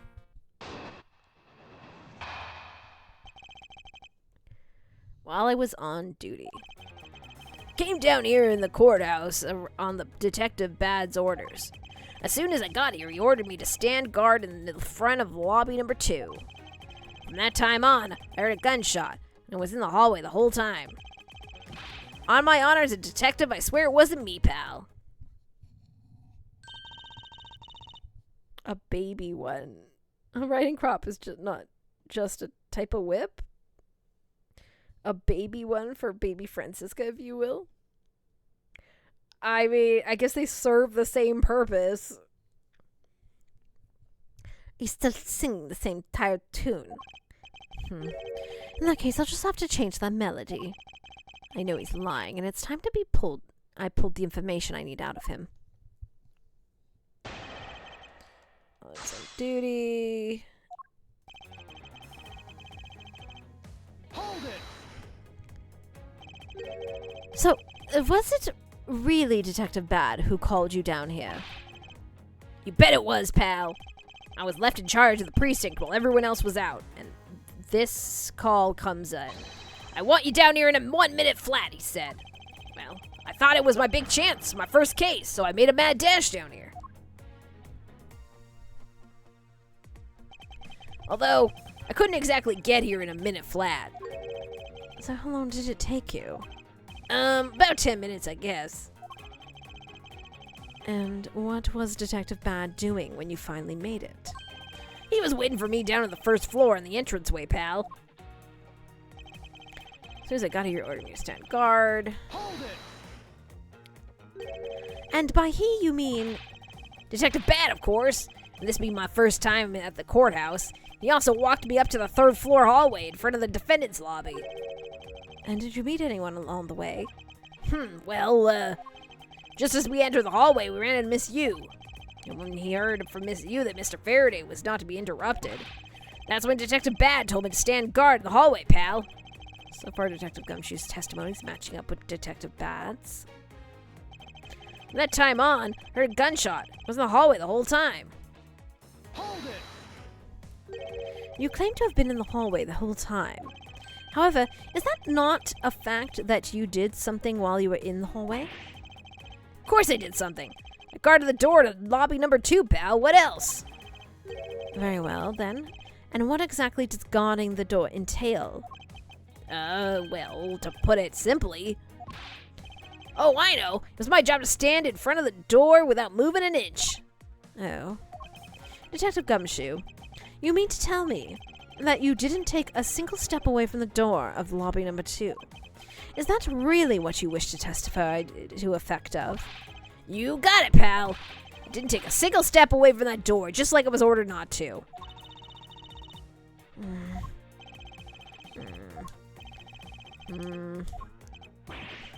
Why is everyone so quiet all of a sudden? Because we are in shock. And in awe of your utter stupidity. Scruffy, if you're going to lie, at least tell us a more believable one. Ouch. But I'm not lying. I should hurry and bring up this insipid testimony to a close. Oh, Gumshoe. You silly, silly boy. I assume this will work. Objection! Yeah. I have an objection. What is it, pal? Detective Gumshoe, I wonder if you might recognize this from somewhere. Hey, it's one of those, things. The courthouse special Swiss rolls, right, pal? Precisely. In that case, I suppose that you also recall the sullied hallway bench. Hey, you know what? I think it was probably me that did that. Detective Gumshoe, you know you can't go around dirtying up the courthouse like that. You inconsiderate, slovenly pig! Eek! I promise to clean it up later, I swear. Now then, shall we get down to business? About the fact that you didn't move even a single step away from the door. If that really were the case, then how were you able to buy a pack of Swiss rolls? Furthermore, if you didn't move a single step from the front of that door, how did you manage to get the bench dirty with your grubby hands? Ouch! It appears that Francisca's whip can do more damage than my words alone can. Alright, I confess, pal. I was hungry, so I bought a pack for myself, okay? I thought I'd get chewed out again if anyone found out about me eating on the job. So I didn't want to say anything. Well, unfortunately for you, I saw the whole dastardly deed. I clearly saw you buying a pack of Swiss rolls from the vending machine. Okay, I'm sorry for lying. But that's all I'm sorry for, you got that? Because I'm not holding anything else back. That last statement. It may sound like it makes sense. However, there's something I don't quite believe about it. Are you sure you're not withholding further information from us? Huh? Of course not. I've got nothing else to hide, pal. Oh, if only that were true, Detective Gumshoe. But it is true, pal. I swear, there's nothing else. Detective Gumshoe, I'm sure you are aware of the price of a pack of Swiss rolls, correct? Huh? Remind me again, pal? That vending machine out in the hallway, selling a packs of 2 Swiss rolls for $6. And yet, according to you, you didn't have any cash on you until you cashed your $5 annual bonus check.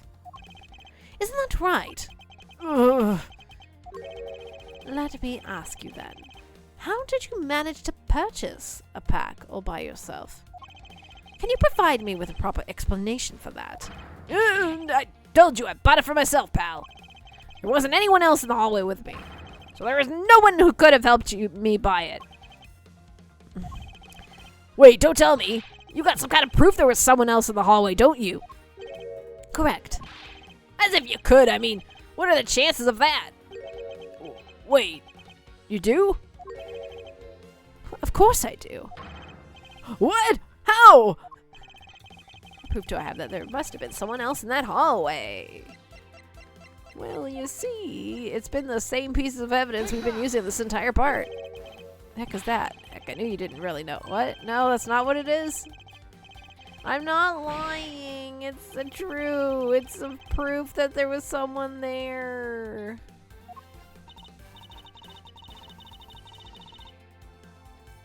Miles, how long do you plan to be being thrown along by this moronic detective?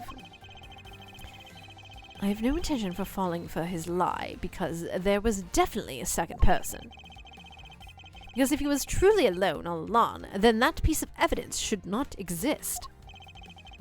Proof do I have that there must have been someone else in the hallway? Oh, are they talking about the cake then? Because it's $6, so someone had to help to pay for it? Take that! Okay, that is what they want. Hey, you showed that to me not 2 seconds ago, pal. I think you're under a mistaken impression that I bought this pack of rolls. Wait, but if you didn't buy it, then that means you must have stolen it, you thief! Thinking too far ahead, tisk tisk. Yeah, I know. What? I would never do such a thing.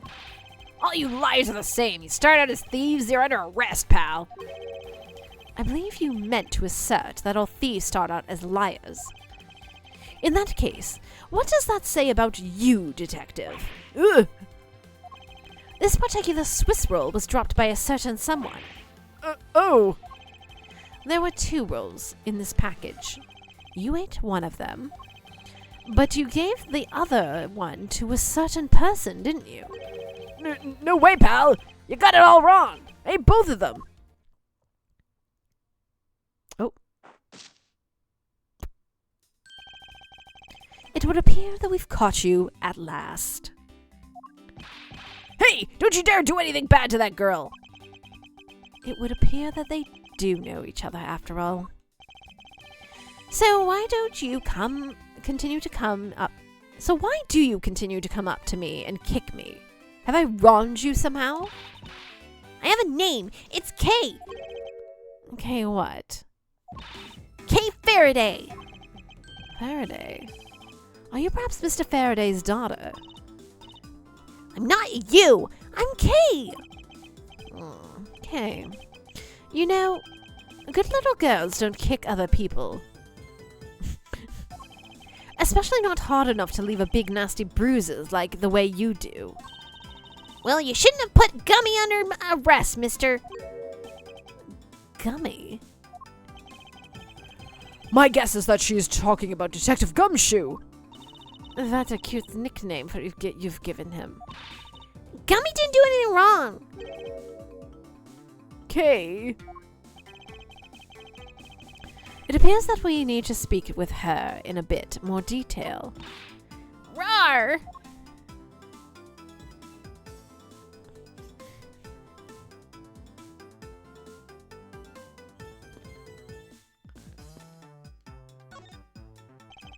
Now then, Kay. Yes. She's like a stray cat.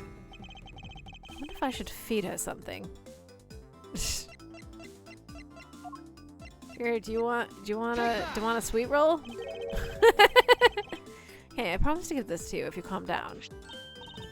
Oh, a sweet roll.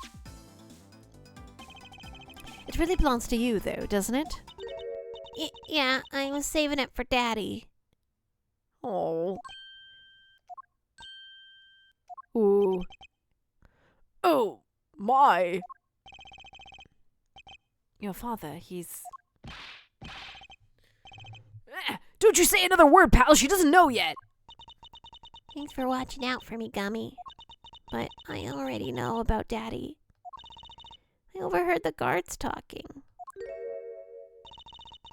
About how he's not here anymore. I'm sorry. I'm sorry I couldn't protect him. Aww. Okay. I'm not gonna cry. I'm not gonna cry. Well, cock's shotgun. These guards have to die. It's alright. Let it all out. Your father just passed away, after all. I myself was also involved in a case at this courthouse when I was a young child. A case in which my father, who was a defense attorney, passed away. All of my dreams of becoming a lawyer were crushed in a fine ash on that nightmarish day. Even now, the wound festers deep in the depths of my soul. Ever since that incident, I've dedicated myself to locking away every criminal I can. And now, I have this happen right in front of me. This child. I feel a certain shared fate. A common bond between us. Is this what Phoenix feels like every time he finds a small child to adopt? This courthouse might be cursed. No kidding.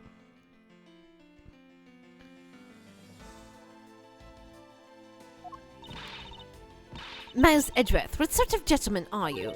Are you going to just stand there and watch as a lady cry? You're right. I'm sorry about that. Okay. Here, how about we use this handkerchief here and dry your eyes a little?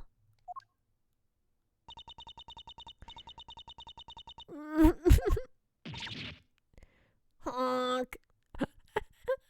Oh, she went for the cravat.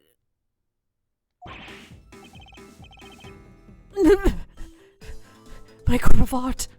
Don't blow your nose on that. I feel better now. Thanks. Okay. Are you going to be alright?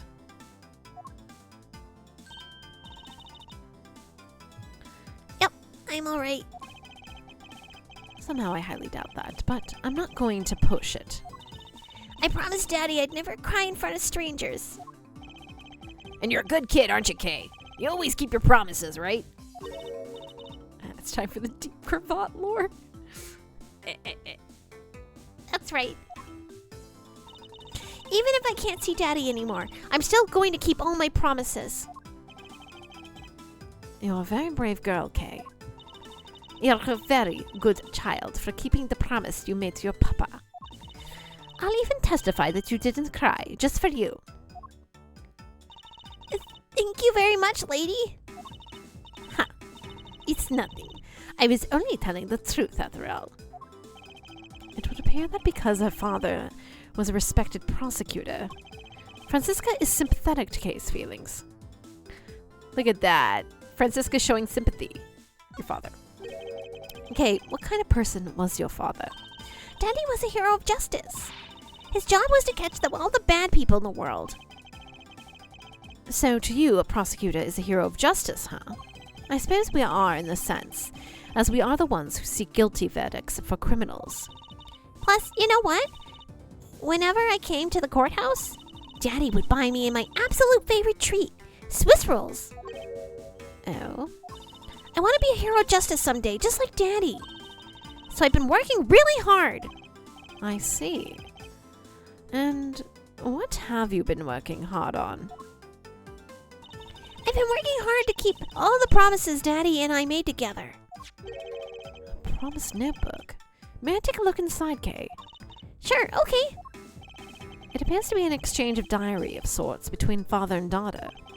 Mr. Faraday's writing conveys a sense of kind man he was. This little notebook might just come in handy later.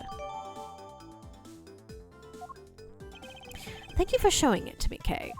I hope that you continue to work hard and become a hero just like your father. I'm gonna try. Hey, Kay, I'm a detective that catches the bad people, right? That makes me a hero too. Yeah, you're really cool too, Gummy. Yeah, aren't I, Kay? What is with these two?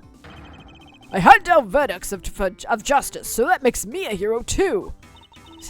Yes, and thanks to your heroic testimony, you almost painted the detective as a vile criminal and sent him to jail. I'm really sorry about that. Gummy's not a bad man, okay? Not poor Judge. He's being treated like a vile criminal rather than a hero of justice. It appears that you and Detective Gumshoe are good friends, Kay. Yeah, we're friends. In that case, would you mind telling me a little more about him? So I take it that you ran into Detective Gumshoe earlier. Yep. I was on my way to see Daddy when I saw Gummy standing there. He was standing in the hallway staring really hard at the vending machine, so I said hi. And when was this? Huh? Oh, before everything got crazy. How long were you two together? We only talked for a little while. And then we went our own ways. That's right, pal. Kay and I only talked for a little while, and that's it. Oh, which means we have now confirmed that Kay was in the hallway during the recess, isn't that right? You got me. I told you to stop picking on Gummy, mister. Very well, then. I'll just have to speak with a good detective in a private later. Swiss rolls. Were you the one who bought this pack of Swiss rolls, Kay? Well, I didn't really have a lot of money. And I somehow made $1 out of all the pennies and quarters I had. But I still wasn't enough, and I really, really wanted one. Come to think of it, she did come to ask me to exchange a handful of change for $1. And that's when you came and asked me to change your money, correct? Yeah, thanks a bunch for doing that, mister. Sure.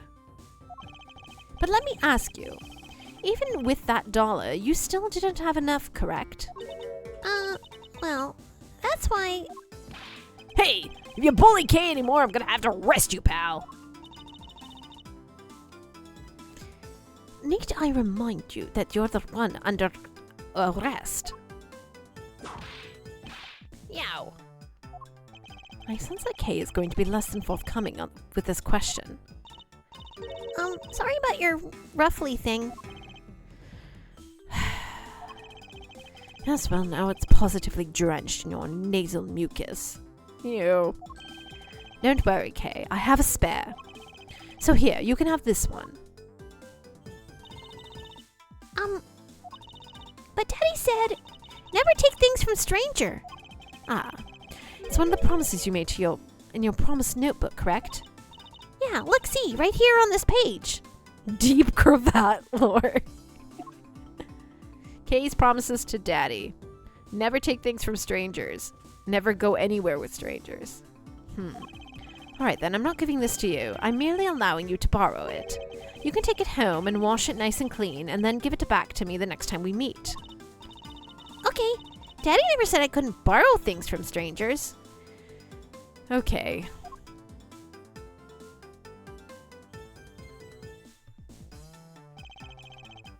And we pull out the spare cravat and put it on.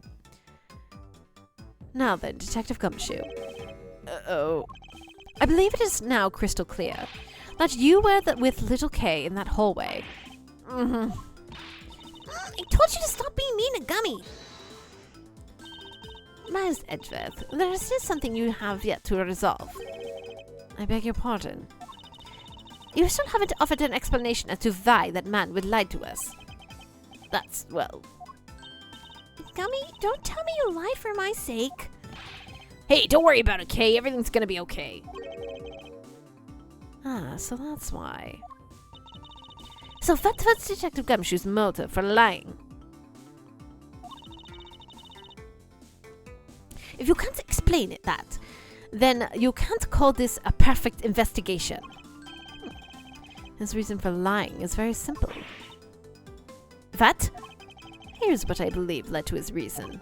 From a simple observation of the detective's actions and his interaction with Kay, it's obvious the detective was lying for the young girl's sake. And this piece of evidence will show you exactly why. Which piece of evidence proves that Detective Gumshoe was lying on account of Kay? What's going on this thing?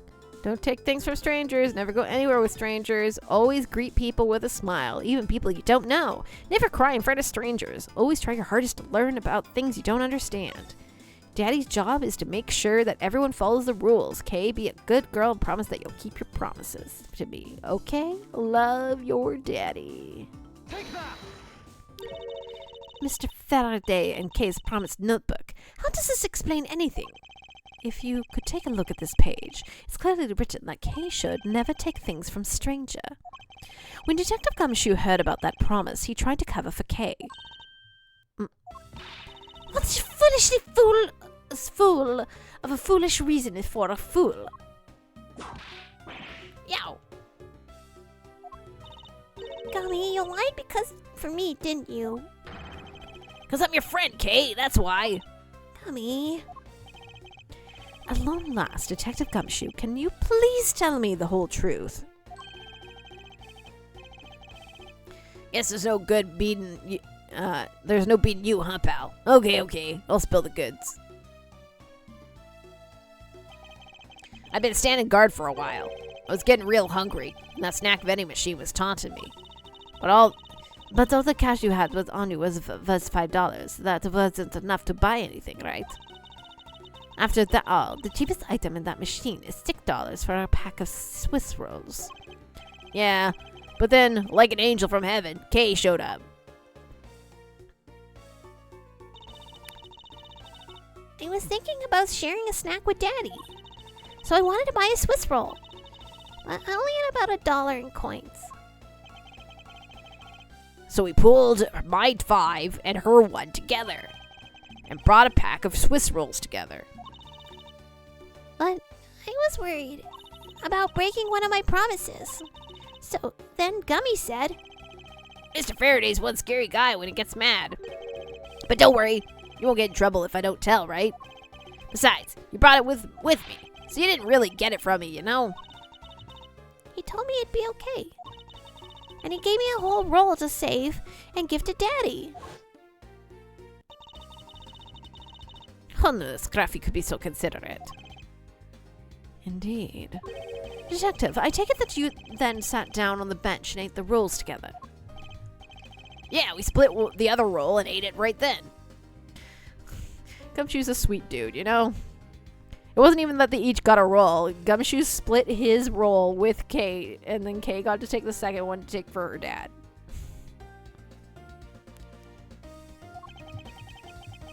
The sweet taste of that cake's chocolate. I'll never forget how long I live, for as long as I live, pal. Anyway, Kay, I believe this also belongs to you. Oh, that's for the balloon I popped. It's bad manners to leave garbage lying around, Kay. I'm sorry. Then, I guess I can't blame you for not throwing this one piece away. It was sitting high on the windowsill where you couldn't see it. So, just this once, I'll forgive you. Her dad, who definitely made way more than Gumshoe does. It's true. The rare Francisca being kind. But that balloon, I wanted to surprise Gummy a little, so I popped it on purpose.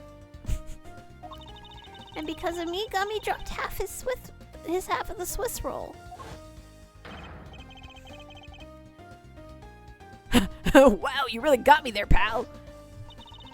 So I thought maybe I should give Gummy this other roll. And then I saw you picking on Gummy, mister. So you kicked me, is that it? You sure are a feisty one. I'm really sorry, mister. It's all right. I'm perfectly unharmed. But about this Swiss roll, would it be all right with you if I held on to it until Detective Gumshoe is cleared of all charges and free to go? Yeah, sure. Just make sure you give it to Gummy afterwards, okay? Of course, I promise.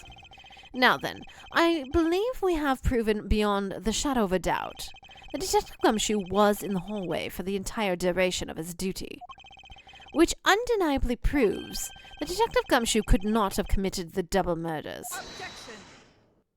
Oh. Actually, it proves just the opposite, Edgeworth. You've just shown that Detective Gumshoe is the only one who could have committed the crime. What do you mean? It's quite rude to eavesdrop, Miss You.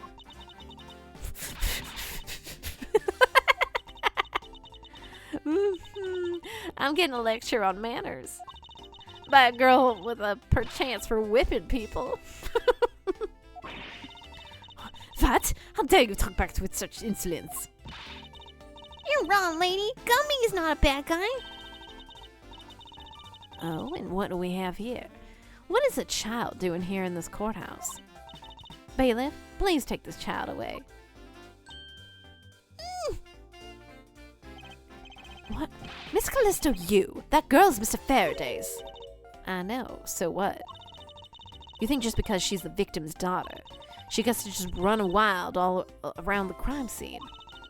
I think it's actually quite dangerous for her to speak nothing of getting underfoot. I suppose you're right. However, as long as we're in agreement on that point, let's get back to the real issue at hand. Now then, Detective, you were in front of the door at lobby number 2 the entire time, correct? Yeah, but... You see? Isn't it obvious that it could have only been the detective? He's the only person who could have gone into lobby number 2 at the time of the murders. Ugh. I have no counter-argument to that. Don't worry, I've already put in the necessary paperwork for his formal arrest. But the investigation is far from over. Alright, I was gonna speak to you about that. Don't you think it's reckless to talk to the suspect out in the open without a guard? I suppose it is. Well, as someone with more experience in law than you, allow me to share something. Always keep a good eye on a criminal, or you may regret what comes of your negligence. Oh, Miles, I can't believe you're letting this woman lecture you like this. This is unforgivable as a disciple of Von Karma. Down, Tigress. Now then, I'll be looking forward to the results of your investigation. So, verdict is square one. Actually, this is our last chance. I can tell that if we fail to solve the case, Detective Gumshoe will be formally charged under all the circumstantial evidence. This investigation is not over yet. There is still one location we have yet to inspect. It's where Detective Bad and Miss Yu were at the time of the crime. Lobby number 1. To be continued. Alright. Save. We made good progress. And next time we should be able to finish it. And then move into the final case of the game, which is probably going to take like 4 streams, I bet. But we will see. But for those who hung out, thanks for joining me. And I'll see you all again soon. Bye-bye.